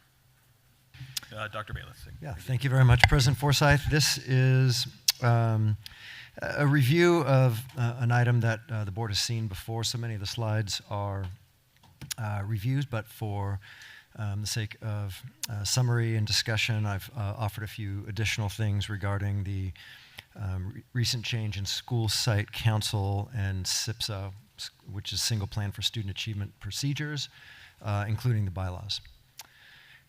Just as a quick review of why there were revisions made to the bylaws and why the bylaws were created to be singular, universal, uniform, rather than site-specific. I'll just hop ahead, since I'm referencing it, to number 3. We had inaccurate and different bylaws across sites, and we had inconsistencies that were problematic with our contract language, which required certain members of our associations to be represented. And we also had some federal and state guideline, some lack of alignment with federal and state law and guideline. Just circling back to the top, we had a School Site Council process and SIPSA creation process that wasn't what I would call authentic, for lack of a better word. For a couple of reasons. We had pre-allocation method whereby the district would pre-allocate those monies for specific services, and that bypassed the School Site Council's ability to vote on them. So what we did as our team with Business Services, we worked to correct that and redistribute Title I monies to the sites so that School Site Councils could have that proper statutory jurisdiction over them. We also had processes that made for ratification votes by School Site Councils rather than real votes that produced the will of the School Site Council in real time. So many of these votes happened after March 15th, after staffing had already been established or committed to, and so there really was no way to make a change. So those School Site Council votes were ratifications. And something I'll touch on a little bit later that I'm not sure I touched on as much in previous meetings. Our schools struggled to hold consistent and functional School Site Council meetings. So in a recent survey I did of principals, the majority, a slight majority, about 60% of our principals reported that they had struggles with absenteeism. They had to cancel meetings. They couldn't vote because they didn't have quorum. So that logjammed some School Site Council and SIPSA processes, and it only exacerbated that 1B up above problem, whereby the votes became ratifications because it pushed the timeline after the March 15th deadline, et cetera. So those were also, on that last item, number 4, we did have sites making changes to their SIPSA expenditure plans that weren't run back through School Site Council. So this entire revision was designed to create more authenticity, more alignment to the actual spirit of School Site Councils and the SIPSA process. So and the Greg, next as you're making that transition, I just wanted to add, for anyone who hasn't been with the district for multiple years, the section 1, the post-Martin 15 timeline, was that in years previously, it wasn't that we were trying to be out of compliance, it was that the School Site Councils were taking these votes in the fall. Yeah. And all these allocations and decisions for personnel were made prior to March 15th. Since then, we've moved up that timeline. And to be fair, the March 15th deadline applied to certificated but not classified for a long time until somewhat recently, maybe 4 years ago, it applied to classified, which created a challenge for the timeline as well. So thank you for bringing that up. Sorry for interrupting. Yep. The next 3 slides are slides that the board has seen in the past. I'm happy to answer any questions on them, but I just sort of summarized the 5 major changes and the sort of the rationale about why we made those changes. So I'm not going to read the whole thing. I'll just run through the topics really quickly. The development, the SIPSA development timeline shift, we talked about that. The pre-allocated staffing, we talked a little bit about that. We had a revised SIPSA template. So we have a new process whereby all site budgets are shown to the School Site Council. Anything that is Title I has to be expressed through the SIPSA. Other elements, other expenditures from other budgets can contribute to the SIPSA, but they're not required. This includes feedback from school site council, not necessarily a part of the SIPSA, but for Proposition 28 monies, et cetera. And so that feedback process was hopefully increased for the sake of transparency. And so that's number 3 and number 4. Moving on to, again, these slides that you've seen before, making sure that the Green Act requirements for proper timeline for posting was noted in the bylaws. That wasn't always well established or practiced, so we tried to clean that up with the new bylaws. And again, the VUEA VESPA contract elements were adhered to, and also Article 27 processes. Those are the site-based decision-making processes related to bell schedule changes and, well, it's largely bell schedule changes, yeah. We also cleaned up some language with respect to middle school and K-8 allowance for student members, which was very inconsistent across sites. And some schools had become K-8s, but not changed their bylaws to incorporate the inclusion of student members, which we absolutely support. In some cases, the actual statutory membership of school site council members were cleaned up because that was unclear as well. So that's something that came back to us from federal program monitoring audits. I think this is we have 2 more. So this last one we have on E there, the clarification of absentee and proxy ballots. And where was the one I wanted to talk about? Oh, on G. So the principal appointment of interim school site council members upon resignation and removal of an elected member, or as a result of successive absenteeism. So we had a problem, and I'll skip ahead to this because this is one of the challenges that we wanted to highlight as the impetus for making that change. So as you can see here, the vast majority of our principals have experienced uncontested elections where they're often sort of asking, begging for parents to be involved, and that's not true at every site, and we understand that it's a time commitment. There's a significant amount of work and engagement. So we don't sort of fault parents for not always wanting to be elected members of school site councils, but it is a challenge when there's uncontested elections, and oftentimes those parents that graciously take those positions can't always make meetings, which then affects quorum. So we had to have a mechanism going back to one of the changes that we made was allowing for principals upon a successive absences at school site council meetings for them to be able to appoint a new member, which was one of the reasons why we were not able to conform to SIPSA timelines, because we couldn't at some sites, again, not all sites. So we instated a process for revising bylaws. This was not last year, but the year prior. There were a couple bylaw request revisions that were made through that revision request process. And so I've already outlined these before at previous board meetings, but just to report back, at the end of this year, there were no requests for changes to school site council bylaws. And so this is, I think, where we'll sort of end. And these non-contested school site council elections for both teachers, again, the majority of our principals reported that.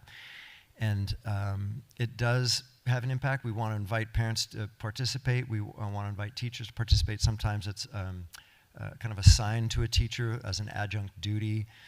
But this is just to express the reality of school site council memberships, that a lot of our principals are struggling to get members and to keep members on their school site council. So nothing more than just to reflect the reality of what's happening with school site council. So happy to report that we have, from my understanding, all positions have been filled this year. Hope that holds for this school site council process and for the SIPSA process. And thanks to Business Services, our ending slide here is just a summary of all the SIPSA fiscal stats. So again, the SIPSA is that single plan for student achievement that is voted on by the school site council, that targets areas of need and growth based on the comprehensive needs assessment. And so this is just some summary data for that. So I'm happy to answer any questions again on this. And there's a set of resources also from previous presentations that I can reference as well if you're interested. So thank you. Okay, thank you. Do the board have any questions? Kelvin, Jerry? Would you say these new bylaws are being pretty consistent now across the district, where they were pretty loosey-goosey before you changed them? Yes. I think the consistency has been a benefit, and we now are able to address all of the necessary statutory and contractual requirements without question confidently, and we can confidently present these bylaws to federal program auditors that when they come, and we can say this is how we operate. Okay, next question. Not so much a question for staff, but really for my colleagues. You know, one of the reason that Shannon and I both have asked for this to come back was really kind of less about the nuts and bolts of the bylaws, but really more about the ethos, right? And I was scrolling through my laptop earlier because I was trying to find the board goals that we worked on this year. One of the things that this board agreed to as our first board goal was intentional partnership with students, staff, families, and community. And I bring that up because to me that largely drives this conversation. When we look at the ground rules for how we ask our site leaders to engage with their community, their staff community, their student community, their parent community, is kind of what is the guiding expectation of that, right? And so when we were looking at the bylaws, for me, that's the issue, right? That it's we don't want to create a set of expectations that is overly onerous based on potentially some folks who are not maybe meeting that metric, right? Like we don't want to build a bunch of rules if it's just that some people aren't necessarily hitting that mark, but the majority of people are, right? But how do we craft expectations that show that this is what we value and that those are reflected in the written documents that stem from that, right? And so that's kind of, I guess, for this board is like, does this process now reflect that value, that board goal of intentional partnership, right? Because I do think when you talk about needing to get quorum, a lack of participation, undisputed elections, one could view that as, oh, there's, you know, it's fine, nobody, like, people are just not that concerned about this. I think the other way to look at that is if people feel that their feedback is valued, they will be, you know, they'll be beating down your door to get in, right? Like I have sat on many a school site council, and the ones where you're really engaged as a parent, where your feedback is valued, where the site leader is like, hey, I have this problem, how can you help me fix it, right? You're there early with your coffee, ready to go. And the ones where it's like, just sign here, I don't really need anything from you. Well, if I don't show up, then really is anybody losing anything, right? So, so I guess that was for me the impetus in asking for this to be brought back, is to figure out, does this meet our objectives as a team? Well, everyone is well aware of my thoughts on the changes in the bylaws. So I would like to start with what I like about the changes. So number one, I think that the move to change the timeline was prudent. I understand that. I totally agree in resolving inconsistencies across different sites. Thumbs up.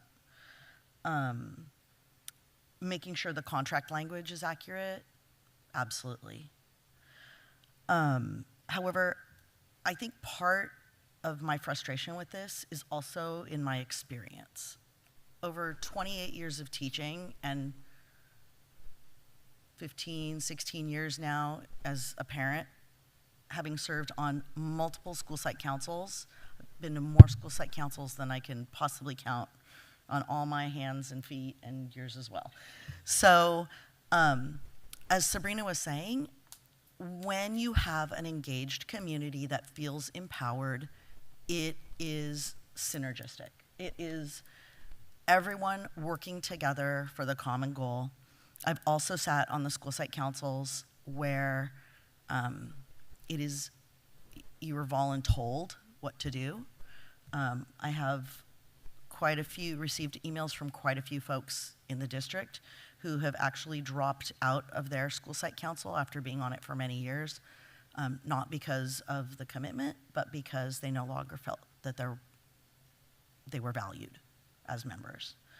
So for me, the fact that school site councils are no longer allowed to vote on all of the budgets, it continues to be a problem for me.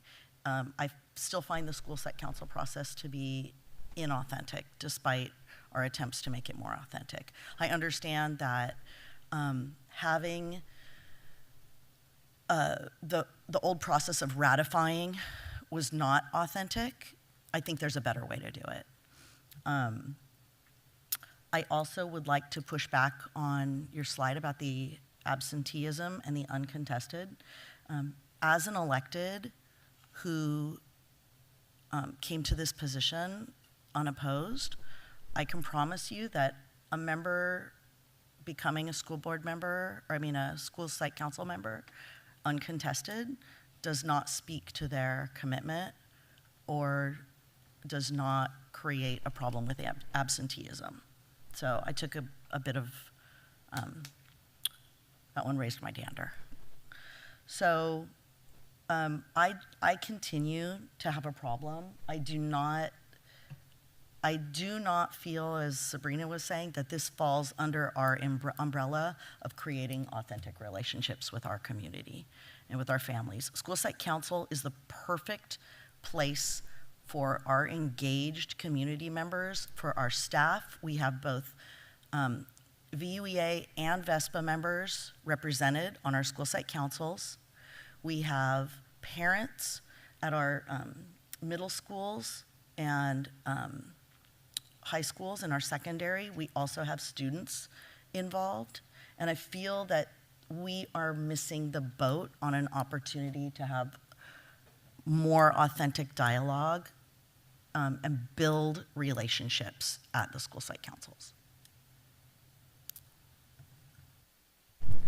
Any other further questions or comments from the board? I think things like that is controlled through culture of that site, right? Because we can craft rules and say this is what you should do and this is what you have to do, but unless you're there, and people can talk, but if the person that's at the site that they're talking to, if that person that's talking doesn't feel heard, it doesn't matter what the rules say. It's really at the site that creates the culture. When something was brought up, how was it taken care of? How was it addressed? Did it go in the proper procedures that it was supposed to be, like you said, voluntold? Like, that's really where it has to change. You can't change it from a piece of paper here. We could draft as many rules as we want to, but it's the culture in that site and the person that is in charge of that culture at that site that's going to make the biggest difference. So we have to kind of work on that, and it's not going to be done from a piece of paper. How do you solve that part? I don't know. I don't know what we have to do to make sure that each site understands how important it is and how important that we think it is. Except, can I just push back on that, Calvin? Because this board took action that stripped the school site councils of the budget authorizing authority. So we did actually take action. No, actually, we did not. Because it came to us as an action item, and then when we did not take action on it, it came back to us as a conference item, and we were not allowed to take action on it. And the bylaws were changed without board approval.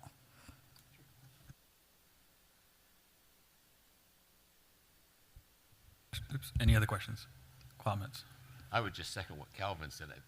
Regardless of the bylaws and that, the issue is, how do our principals engage their community, their parents, their students, their staff members? And that's the bigger work that we probably need to work on. And I think some of the rest of this might go by the wayside if people are feeling more heard. And we have some people that do an excellent job of that, and some that could use some help. And I think part of why this is so important, right, as we are facing tighter budgets, which is also resulting in tighter site budgets, right, how a principal is allocating their resources becomes much more important when there are fewer resources and greater needs, right? And so if, as a site leader, you now have, 20, 30% less for your site budget than you had 5 years ago, how you're making those decisions is very impactful. And at the same time that change in budgets was happening, the change in kind of community engagement / oversight happened, right? So now parents and staff who sit on school site councils can have opinions about what's happening in the site budget, but they don't have any authority. And I did not, when we asked for this to come up, I didn't mean for it to just be a bashing session. I really want for us to take a deeper dive in how we can actually make these school site council meetings more meaningful, more empowering to the community. And I just feel that, again, like we have to be able to give them more than showing up and having a slice of pizza and saying what they would like to see, and then having the administration make choices without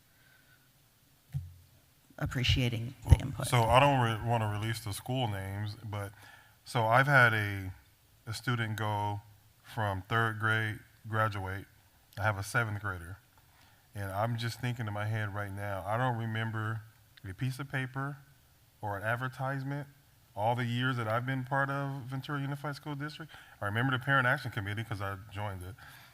I don't remember seeing anything saying, hey, would you like to be on the school site council? I've just been thinking about it this whole time, and to have someone that graduated and have someone in the 7th grade right now, and I've never seen a piece of paper or advertisement. I don't know, maybe it was on an email or something, but I don't remember seeing it. Every back to school night. Yeah. I go to back to school. I'm going to ask Christine where you were at back to school nights, because I can tell you this last back to school night, it wasn't. So it wasn't an announcement last year of the school site council, because I did a critique of the back to school night.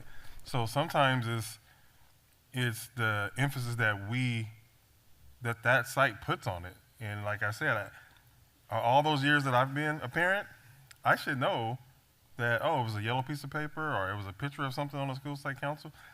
But I can't. My memory's not that bad, but I just can't. I just don't remember. So maybe we just need to do a better job at the sites, even advertising about what the school site council does, when it meets, how it meets, and what it's needed for. Does one of our former principals want to explain when that happens? Because there's a lot that's been shared. So let me start from the beginning. First of all, I think our team, our principals, our administration, we agree with everything that you're saying in terms of authentic engagement. I do want to nest this concept of compliance, because that's where it starts. Compliance is not the end goal or the outcome, right? We don't spike the football and go, hey, this is awesome. We finally have compliant processes. However, I do want to anchor that to where we were as a district years ago. And from a compliance perspective, from a special ed, federal, state, and also with our SIPSA and school site council processes in general, Ventura Unified was in compliance trouble. I don't want to say like the state wasn't, nor was the federal government.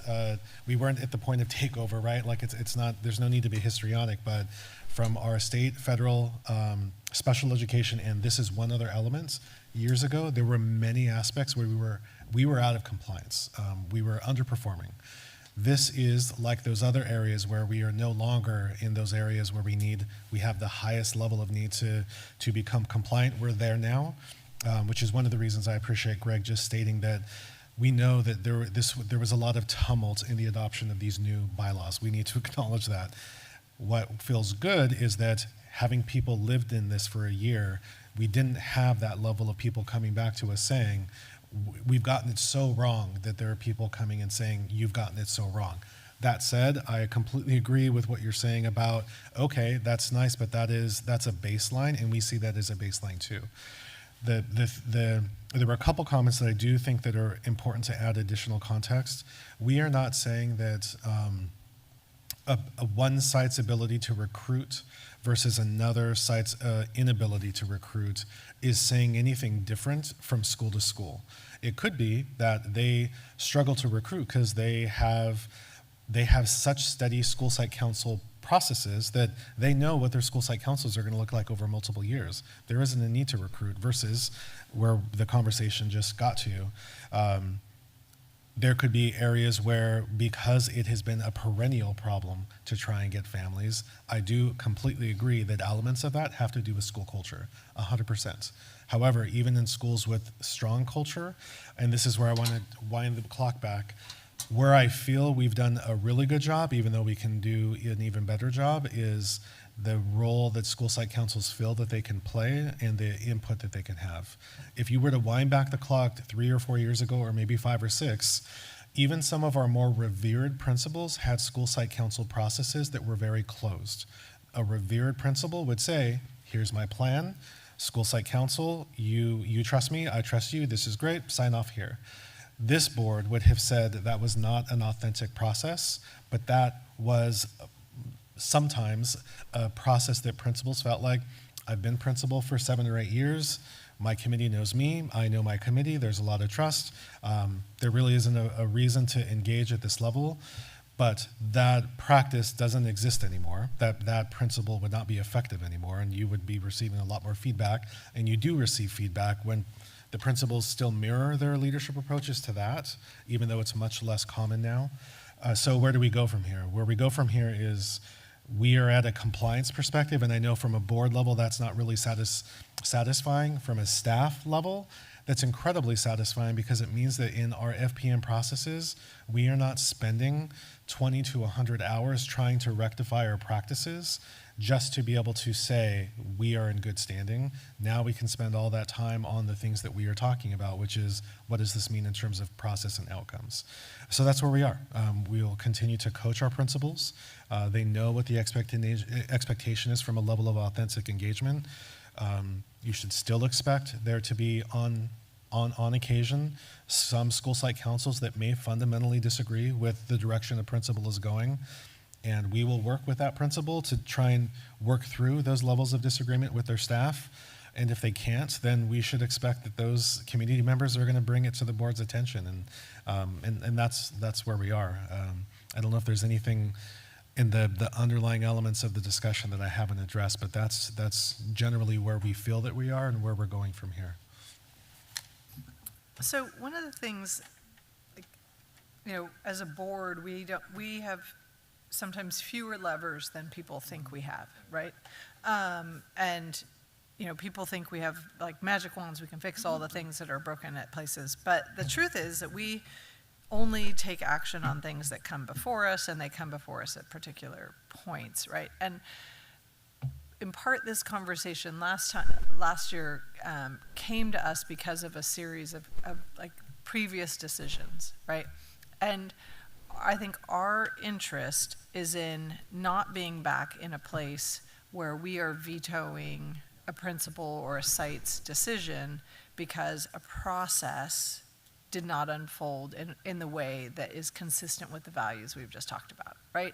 So again, I don't want to see us build so much structure that it's impossible for our principals to navigate it. On the other hand, you know, when the system doesn't work the way we want it to work for our families and our students and our staff, then it's going to come to us, and we will use the levers that we have, right? And nobody likes that, including us.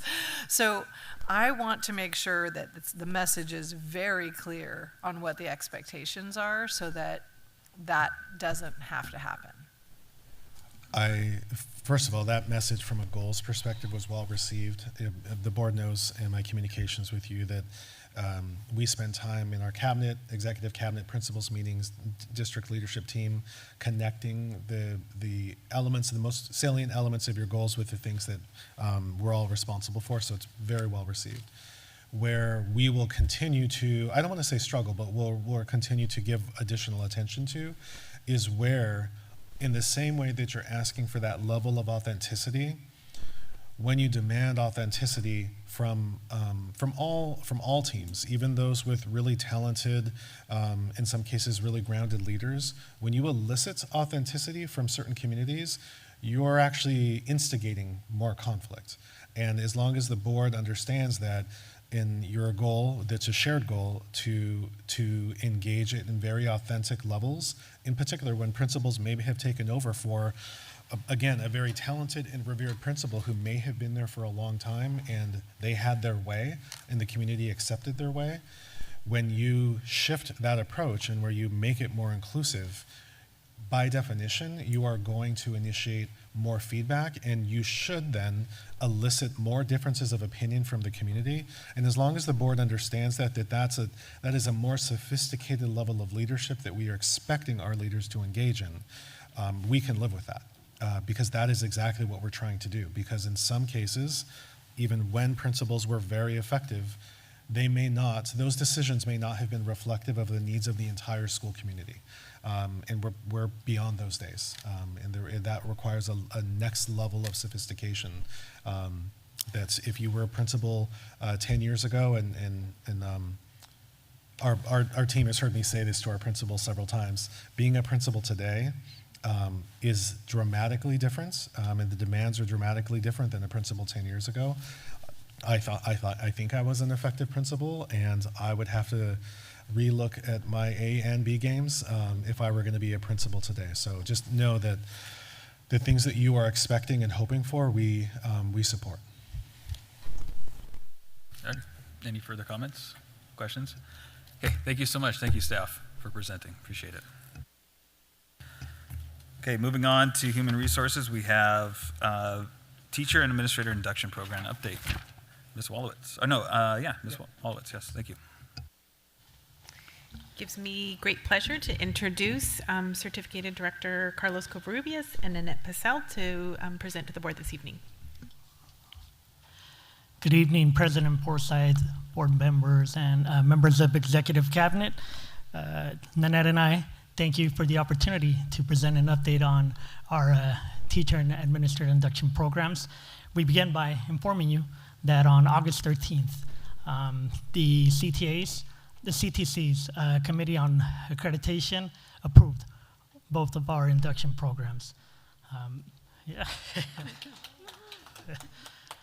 What this approval means for us is that it authorizes us to recommend our teachers and administrators for clearance of their credentials after successfully completing 2 years of induction with us. So moving forward, what does this approval means for us? So a little bit of insight moving forward as to what we'll be doing. So first and foremost, there are 4 components to our educator preparation program. And our preparation program is comprised of 4 essential components. And the first component, or a key component, is that of administrative support. So administrators will play a more active role in the professional growth of candidates by being directly involved in goal setting and all related supports. Okay? Our own district teachers and administrators will serve as mentors and coaching. We feel that this is very important because this is going to allow our candidates to cultivate a vision and mission as an educator that aligns closely with our district goals and promise. Okay? There will be cycles of action research and professional learning. These cycles are going to give will give our candidate opportunities to review performance indicators and to develop plans to address results. And finally, the individualized learning plan component.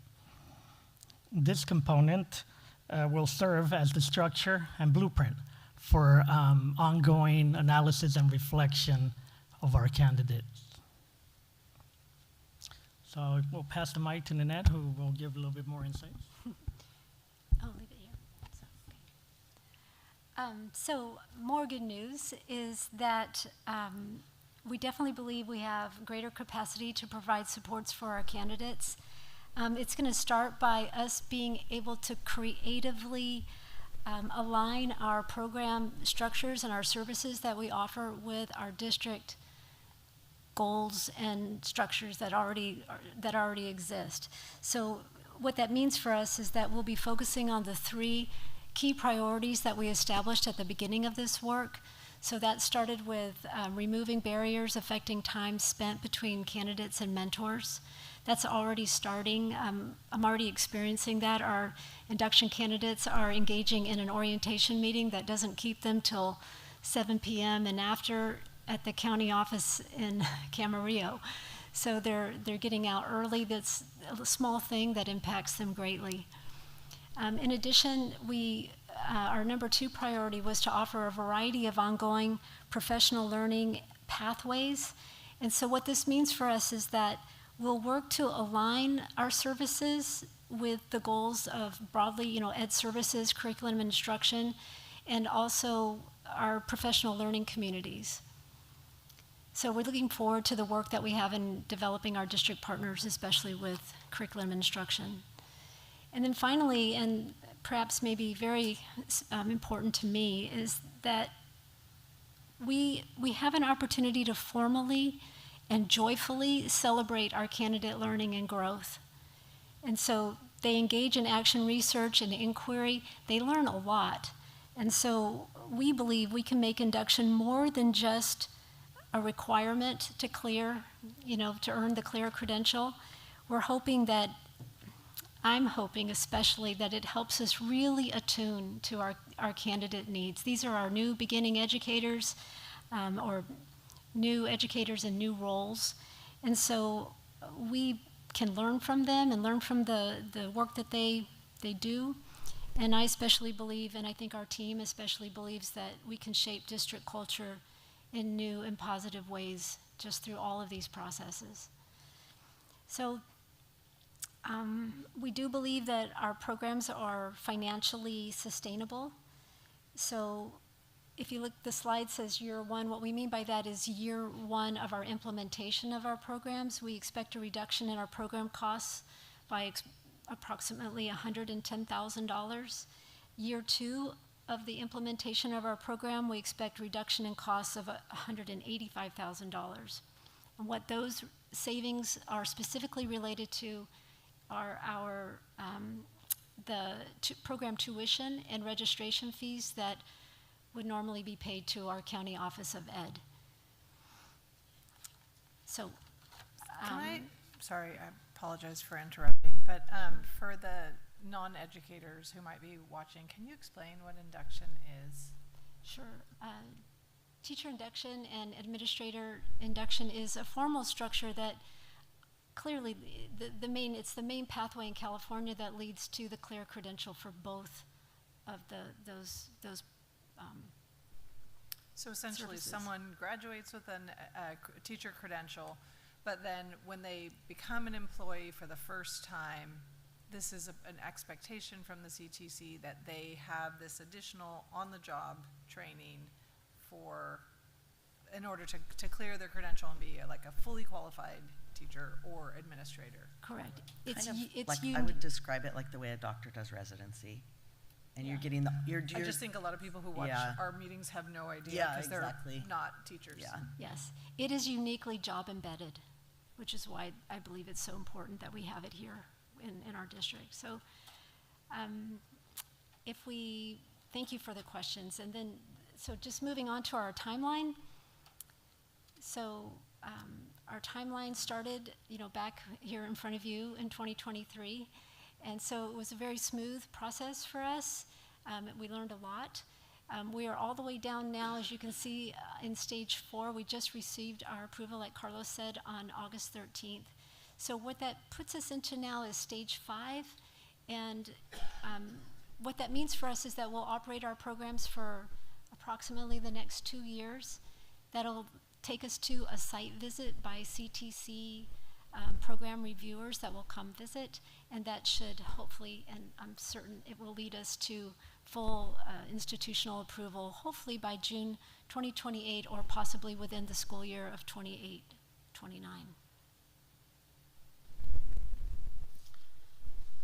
So a couple of other informational notes. The process began 3 years ago with your support, 3 years ago. So it's been 3 years in the making. Throughout this whole process, we've received very constructive and positive feedback from the CTC. We have established our induction advisory committee, and it will be composed of both district partners as well as professional.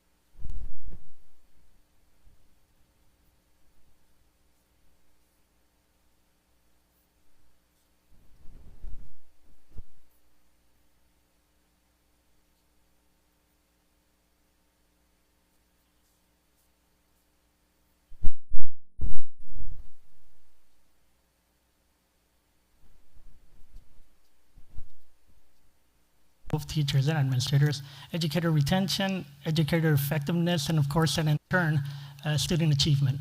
So we thank you for your support, and we're here for any questions you may have. I had a question about the savings slide. Can you go back about 3 slides, I think it is? So is this, this is the reduction in cost. Is this the savings for the whole thing or just fees? So that's the specific saving because we currently pay a registration fee to the county, and then we also pay a tuition fee for each candidate. So that's for their year 1 and year 2. So because we have year 2 candidates who, for continuity purposes, are continuing at Ventura County Office of Education, we will still incur that cost to pay for their registration and their tuition so that they can fully complete their program. But for our year 1 candidates, those 35 candidates are no longer going to Ventura County Office of Education. So we're not paying that registration fee and we're not paying that tuition fee. And if the board recalls, when we initially brought this to you, and as we've provided you with some updates through board memos, a couple years ago, there was a substantial increase in the county fees. So they raised their tuition rates by over 20%, and the administration increase for tuition was approximately 30% increase. Those prices have remained the same this year compared to last year, but a couple years ago, there was a significant increase in those costs. Thank you. I don't have a question, but I do have congratulations on getting this approved. I know it's been hard work, but it's such a benefit to our employees to not have to drive out to the county to do this and to be able to customize it to our needs particularly. So thank you for all your hard work. Yes, I too would say congratulations. I know you guys have had to play the long game on this because it's taken it's a process, and it wasn't something that we could just do overnight. So thank you for that dedication and for crafting something that really is unique to Ventura Unified and meets the needs of our educator community, but also our student community, so you can tailor it to that.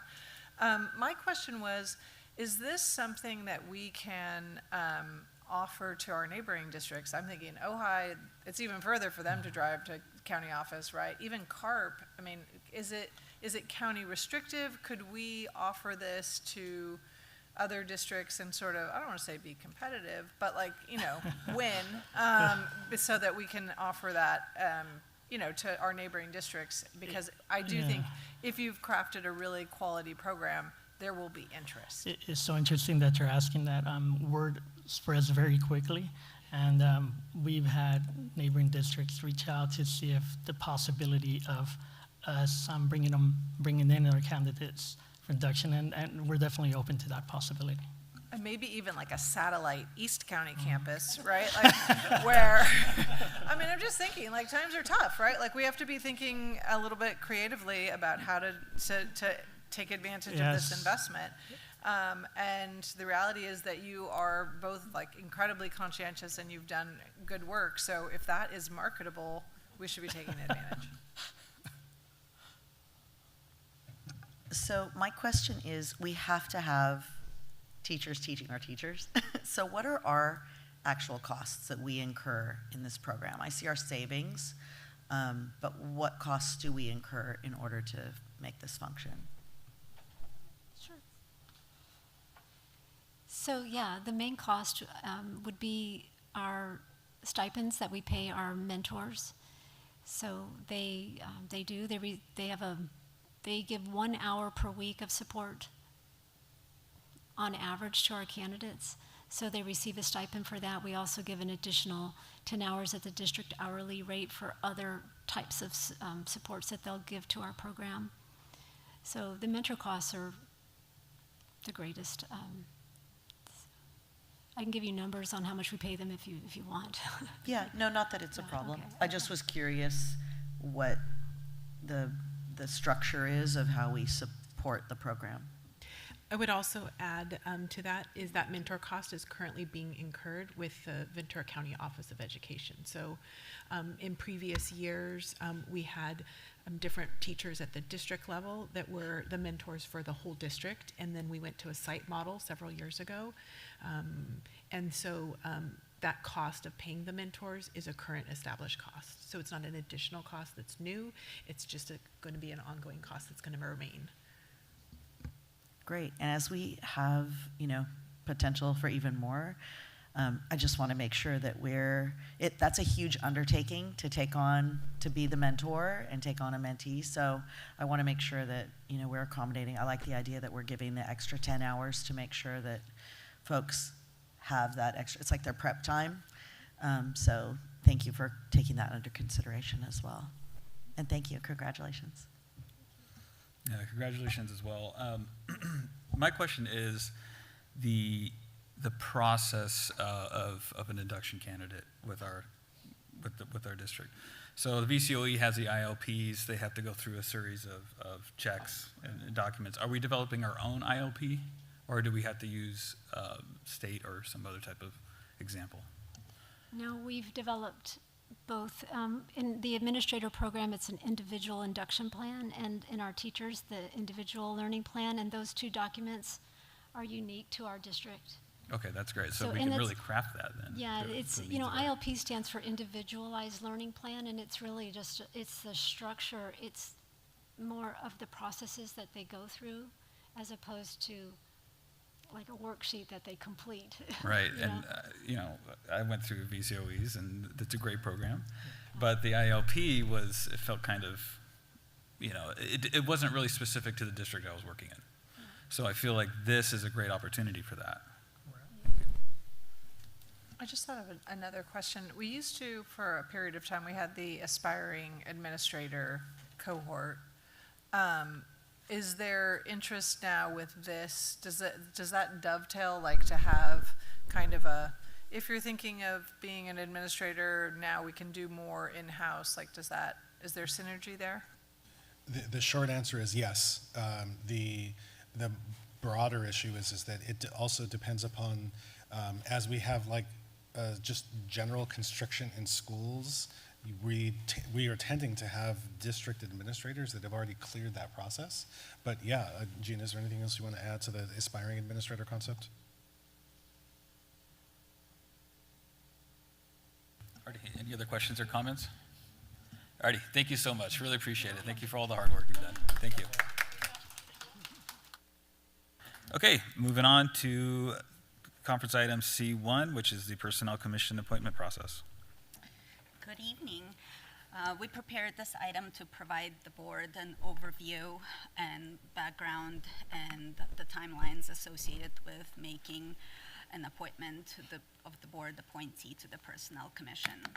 In our district, we administer the merit system in classified employment in accord with Article 6 of the Education Code. As part of that structure, we have a 3-person independent personnel commission.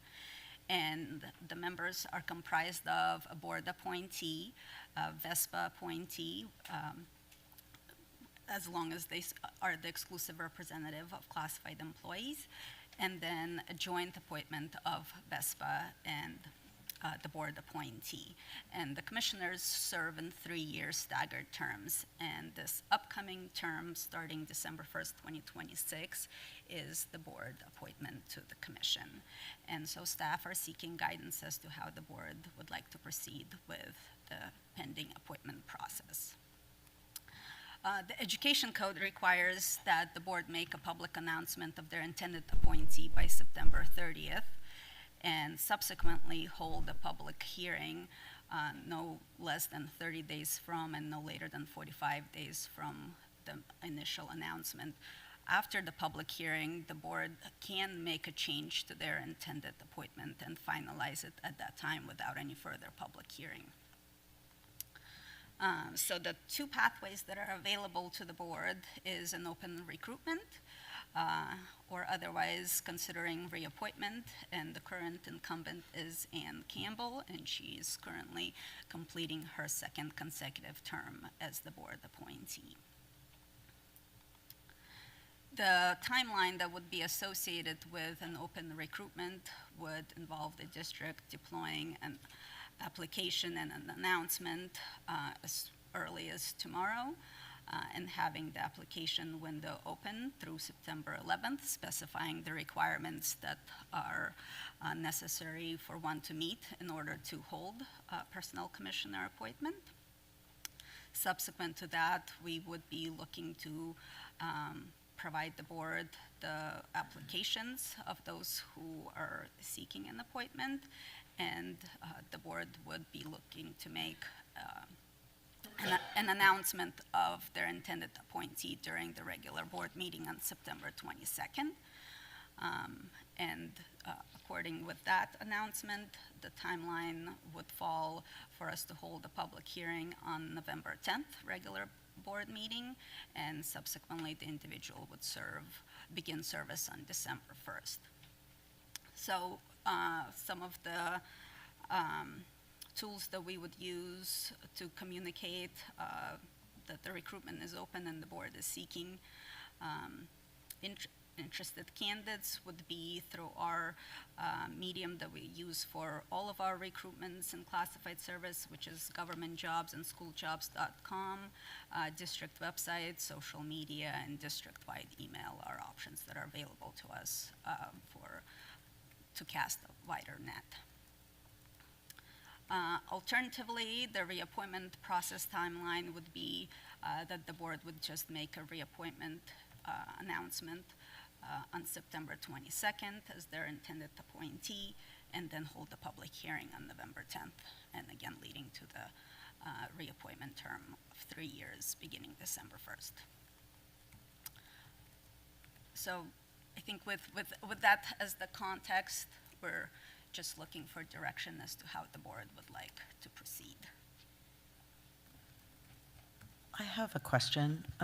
what are the requirements and qualifications that someone might have for that role? So one must reside within the boundaries of the school district, be a registered voter, and one that's very difficult to prove is be essentially an adherent to the merit system and the principles.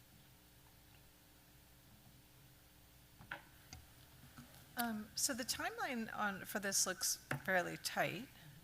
What happens if we are not able to meet the timeline?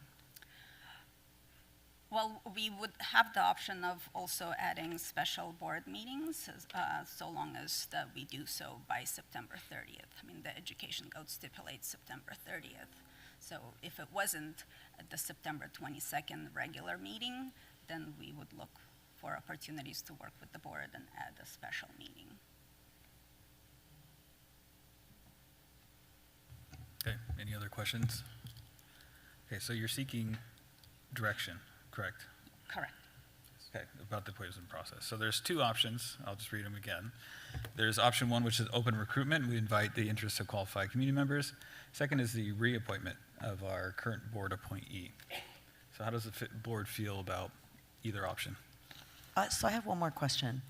So is it possible to do both? Is it possible to do an open recruitment and reappoint? And then, And still I mean, I'm just trying to understand how, are they mutually exclusive or? Oh, certainly. I mean, I'm just thinking, like, if a position is open, I mean, we have candidates we have board members that, you know, they might run unopposed or they might have opposition. And so I was wondering just through the process if, you know, like James, for example, is running unopposed. So, but his seat was open and people could apply. So I'm just wondering. So the current incumbent could essentially submit an application for the open recruitment and be considered, which ultimately would be a reappointment, but it was still yielded through the open recruitment process. Okay, so we need to give directions. Any other questions, comments? Okay, so let's go ahead. So if we go for the open appointment process and we get no qualified candidates, what will we do if with the deadline? Because it is a very highly specialized position, right? It's not like, I mean, there aren't people with lots of merit experience wandering around the community.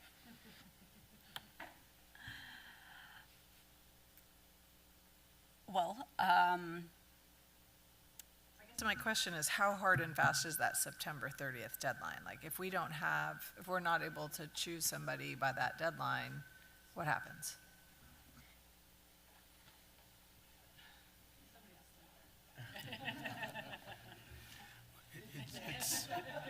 It's almost like the Wizard of Oz. I'm supposed to know everything. So what I would do initially is look at the Ed Code section and see whether or not there is any flexibility in the timelines. Also consider whether or not you would have to actually fill the appointment or you could wait another cycle for the next year. But I would have to take a look at the Ed Codes and determine in the PCR, the Personnel Commission Rules and Regulations, to see if there's any mechanism for that. Any other further questions?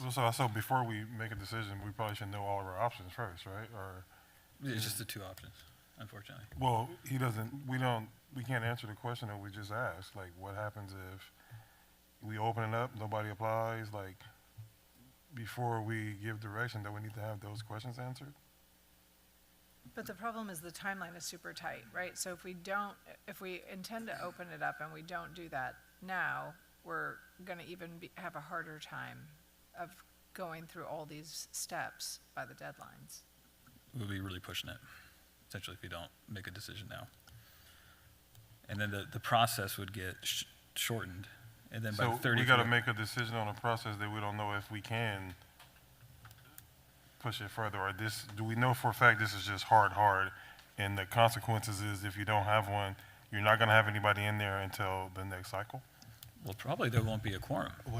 What I could offer is that if the board has an intention of going through the recruitment process, we would just need to know that today.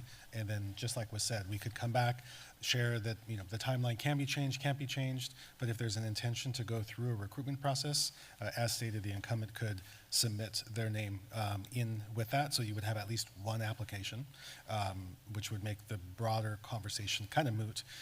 But either way, if that's really what we're looking for, if there's an intention to go through the recruitment process, we would need that direction today. We could come back with any clarifications of timeline in the future.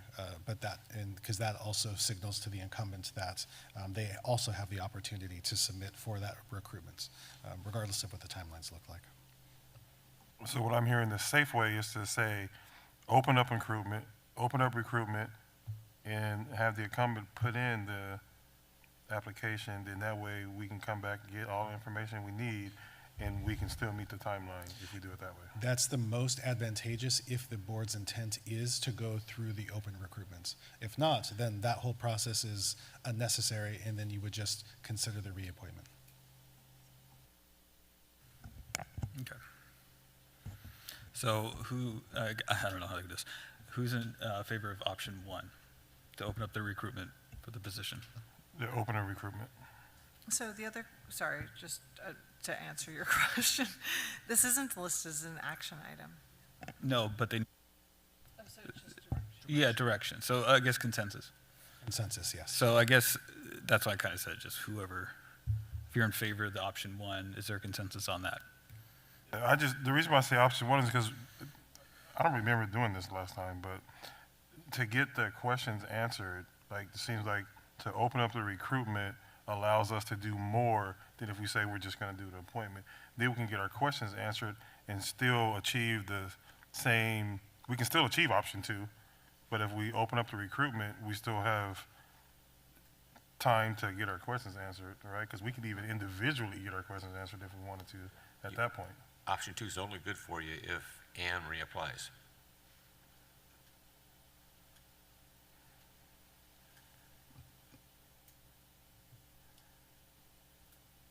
Okay, I'm for Yeah. option 1. Yeah, I would say option 1, I think, just gives us more option. Option 1 gives us more options. Yeah, option 1. Thank you for the consensus. Okay, thank you so much. Okay, moving on to the consent calendar. Is there any item that was pulled? I wasn't here in the beginning, so is there any item? No. Nope. Okay, so do we have motion to approve the consent calendar? Motion to approve? Second. Thank you. Vote as follows. Trustee Peterson? Yes. Trustee Dannenberg? Yes. Trustee Rodriguez? Yes. Trustee Fredericks? Yes. And Trustee Forsythe? Yes. Thank you. Motion carries 5-0. Alrighty, thank you. Moving on to board reports. Calvin, do you have a board report?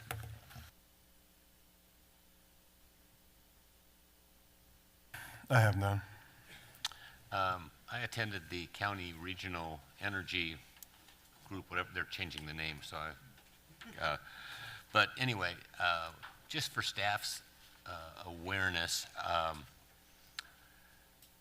the county is planning, in the past, we've had what are called 6 heat days, excessive heat days a year in the county.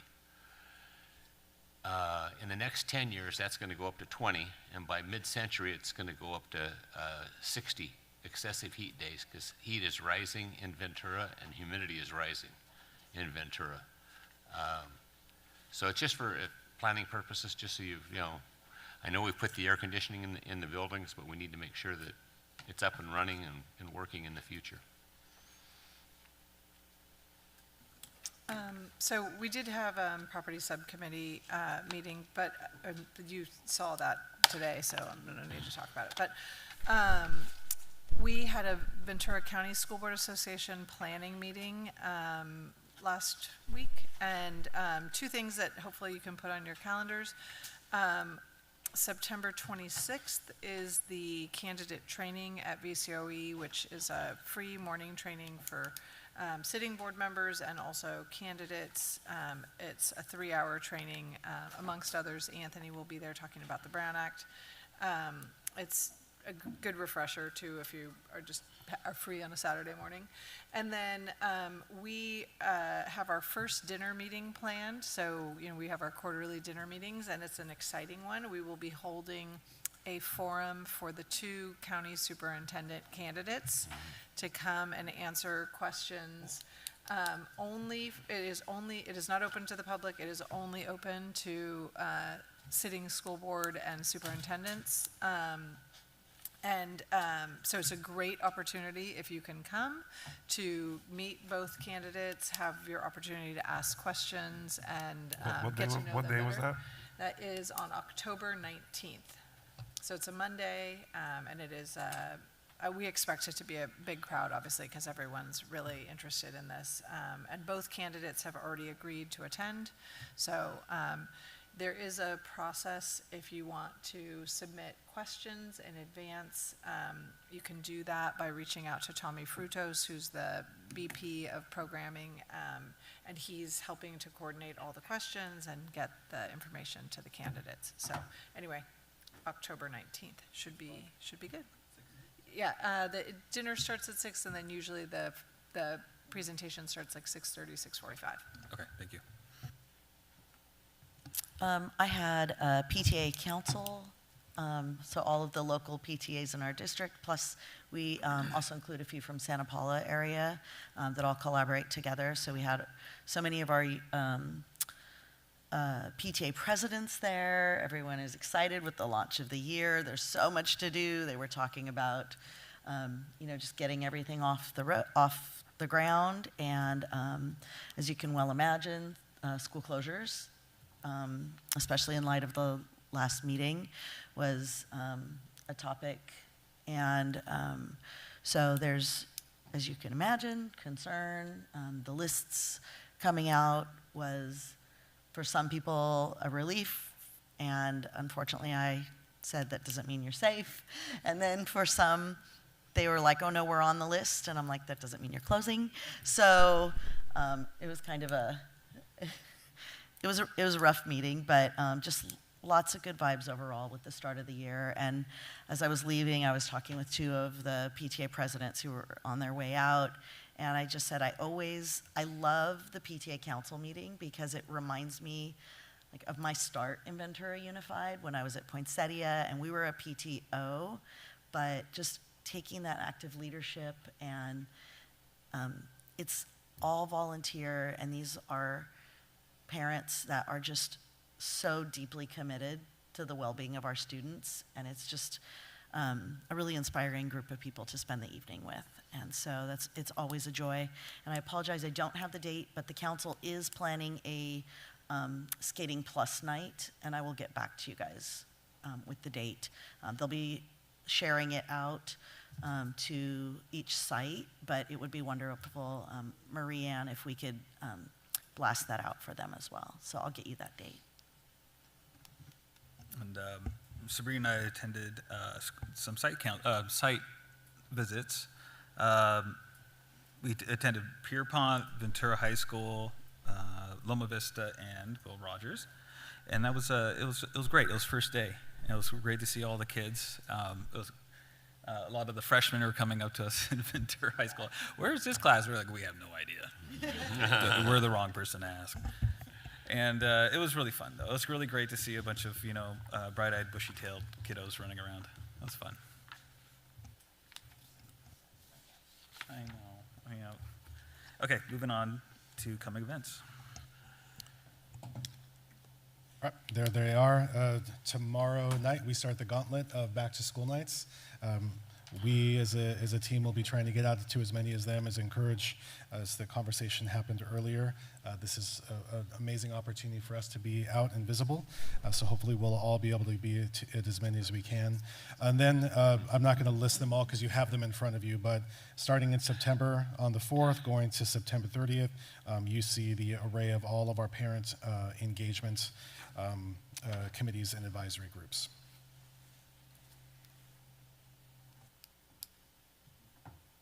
Alrighty. Future board items. So I have 2 things. I was recently at an event with a trustee from Oxnard Elementary School District, and she was citing statistics for the number of students in their district that have been impacted by immigration, either through deportation or had parents deported. And she was able to say, this is Cynthia Solis, you guys know who I'm talking about, and she's a wonderful, like, very committed trustee. Anyway, she had, this is how many students, this is how many families, this is how many staff members, and I was embarrassed to realize I don't know those statistics for our school district, and I don't know if we are keeping track of that, but it would be great if you have that information for us to be able to share with the community, because I think one of the misconceptions is that that isn't impacting Ventura the way it's impacting some other communities. And then after seeing Cynthia, I was at a different community event, and an educator shared that we had 2 students at Buena whose family was impacted. And again, I didn't know that, right? And that's not a criticism of staff, but just I think it would be good for us and for the community to understand how those things are impacting us. So that's the first item. The second item is a lot harder. But the second item is really for us to take a look as a board at a screen time policy. This is something that... At a what type policy? Screen time. Oh. You know. How much time kids Yeah. use, how many minutes. James knows this is something that I have cared about for a really long time, and I was against our one-to-one rollout years ago, but lost that battle, and now I have another chance. So just goes to show you stay on the board long enough, things come back around. But I mean, what I would like for us to have a conversation about as a board is I don't want us to be a knee-jerk district that is like, ban them all, no AI, right? Like, what does it look like for us to engage with our principals, our teachers, our paraeducators, our parents, our students, to look at what does a strong policy that reflects our community's values and that reflects what's good for kids look like? And then what does that, because that process is going to take time, right? That's not something that we can do in 3 months, but then to begin to frame that conversation so that hopefully we can have something in place for next year, right? So anyway, those are my 2 things. And just to piggyback, because I don't have any other, I think reviewing how we administer assessments, right? Because that's going to be a big part of our screen time allocation, is actually taking the map, taking this, taking that. If there's I don't know, maybe a pen and paper, booklet or something that we can, and what would be the cost of that? How can we detach our children's eyes from screens as much as possible would be, I think, part of that conversation we need to have. And I know that the state has certain things, and there's software that we've purchased before, and but it'll be a good review to review that software as well. And this is instructional screen time or total in-school screen time? Because, obviously you have instructional screen time, they're taking tests, they're doing assessments, and then you watch documentaries. To take a test on a documentary, is that we're talking about total school screen times, or are we just talking about computer screen time? So I'm going to channel my inner Anthony and say, we can't have a conversation about this, but what I would like for us to do is to bring this item back so that we can have a conversation. That was a pretty good Anthony right there. I would have just said it depends. That was our attorney giving a thumbs up. I just think that's funny because I also had screen time as one of the things that I wanted to bring up. We just discussed this yesterday. LA Unified just has recently, and many other districts are starting to have policies, at screen time. And as a classroom teacher, I know that sometimes it is used more effectively than other times, and there are a lot of programs that really are geared toward the student specific needs. I just was recently doing my first week of school, some leveling placement testing and trying to figure out where my kids are. And so there's some areas where screen time is incredibly valuable in order to guide instruction. But I do think we need to look at our overall screen time for how we're using that not so much as filler, and just making sure that we're keeping it tight, because I also have suffered vision problems from a lot of screen time, and so I just want to make sure that we're being mindful of the research that's coming out about kids and excessive screen time. So I would concur with both of those items at a future agenda. Alrighty, thank you. Board superintendent comments. Sorry, I Yes, just had please. one, because I forgot to say it during board reports. I had the opportunity to visit Buena's garden on Thursday of last week and help plant sunflowers with some of our special education students. And it was just so wonderful to see. It was Emmett Cullen, who is not a special education teacher, but brought together two of the special education classes out into the garden where he helps take care of things. And it's just so magical to see our staff coming together to really include students, to engage them. And so I just wanted to thank them. And it was all in prep for Dia de los Muertos. So they are going to grow sunflowers to have on display there for the ofrendas. And it's just so cool to see. So I just wanted to thank them. I didn't want to miss the opportunity to just pause and reflect on where we've been in terms of the property process that we've been engaged in for a number of years. Obviously, we will never have exact consensus on the direction that we're going as a district, but just the fact that as a district we are poised to be able to benefit from our surplus properties that otherwise we would not. And I just wanted to say, like, to staff, to our community, to the board, that this has been a dedicated journey for a number of years, and I just wanted to thank you for placing us in a position to be able to do a community good that's inclusive of our school and our broader community. So thank you. It's a big step. Thank you so much. Alrighty, so if there's nothing else, we don't need to go to closed session. Yes, we do not. Okay, motion to adjourn. Motion to adjourn. I'll second. Thank you. Vote as follows. Trustee Peterson? Yes. Trustee Dannenberg? Yes. Trustee Rodriguez? Yes. Trustee Fredericks? Yes. And Trustee Forsythe? Yes. Thank you. Motion carries 5-0. Thank you so much. Thank you, CAPS. Thank you, everybody. Thank you, staff. Appreciate you all.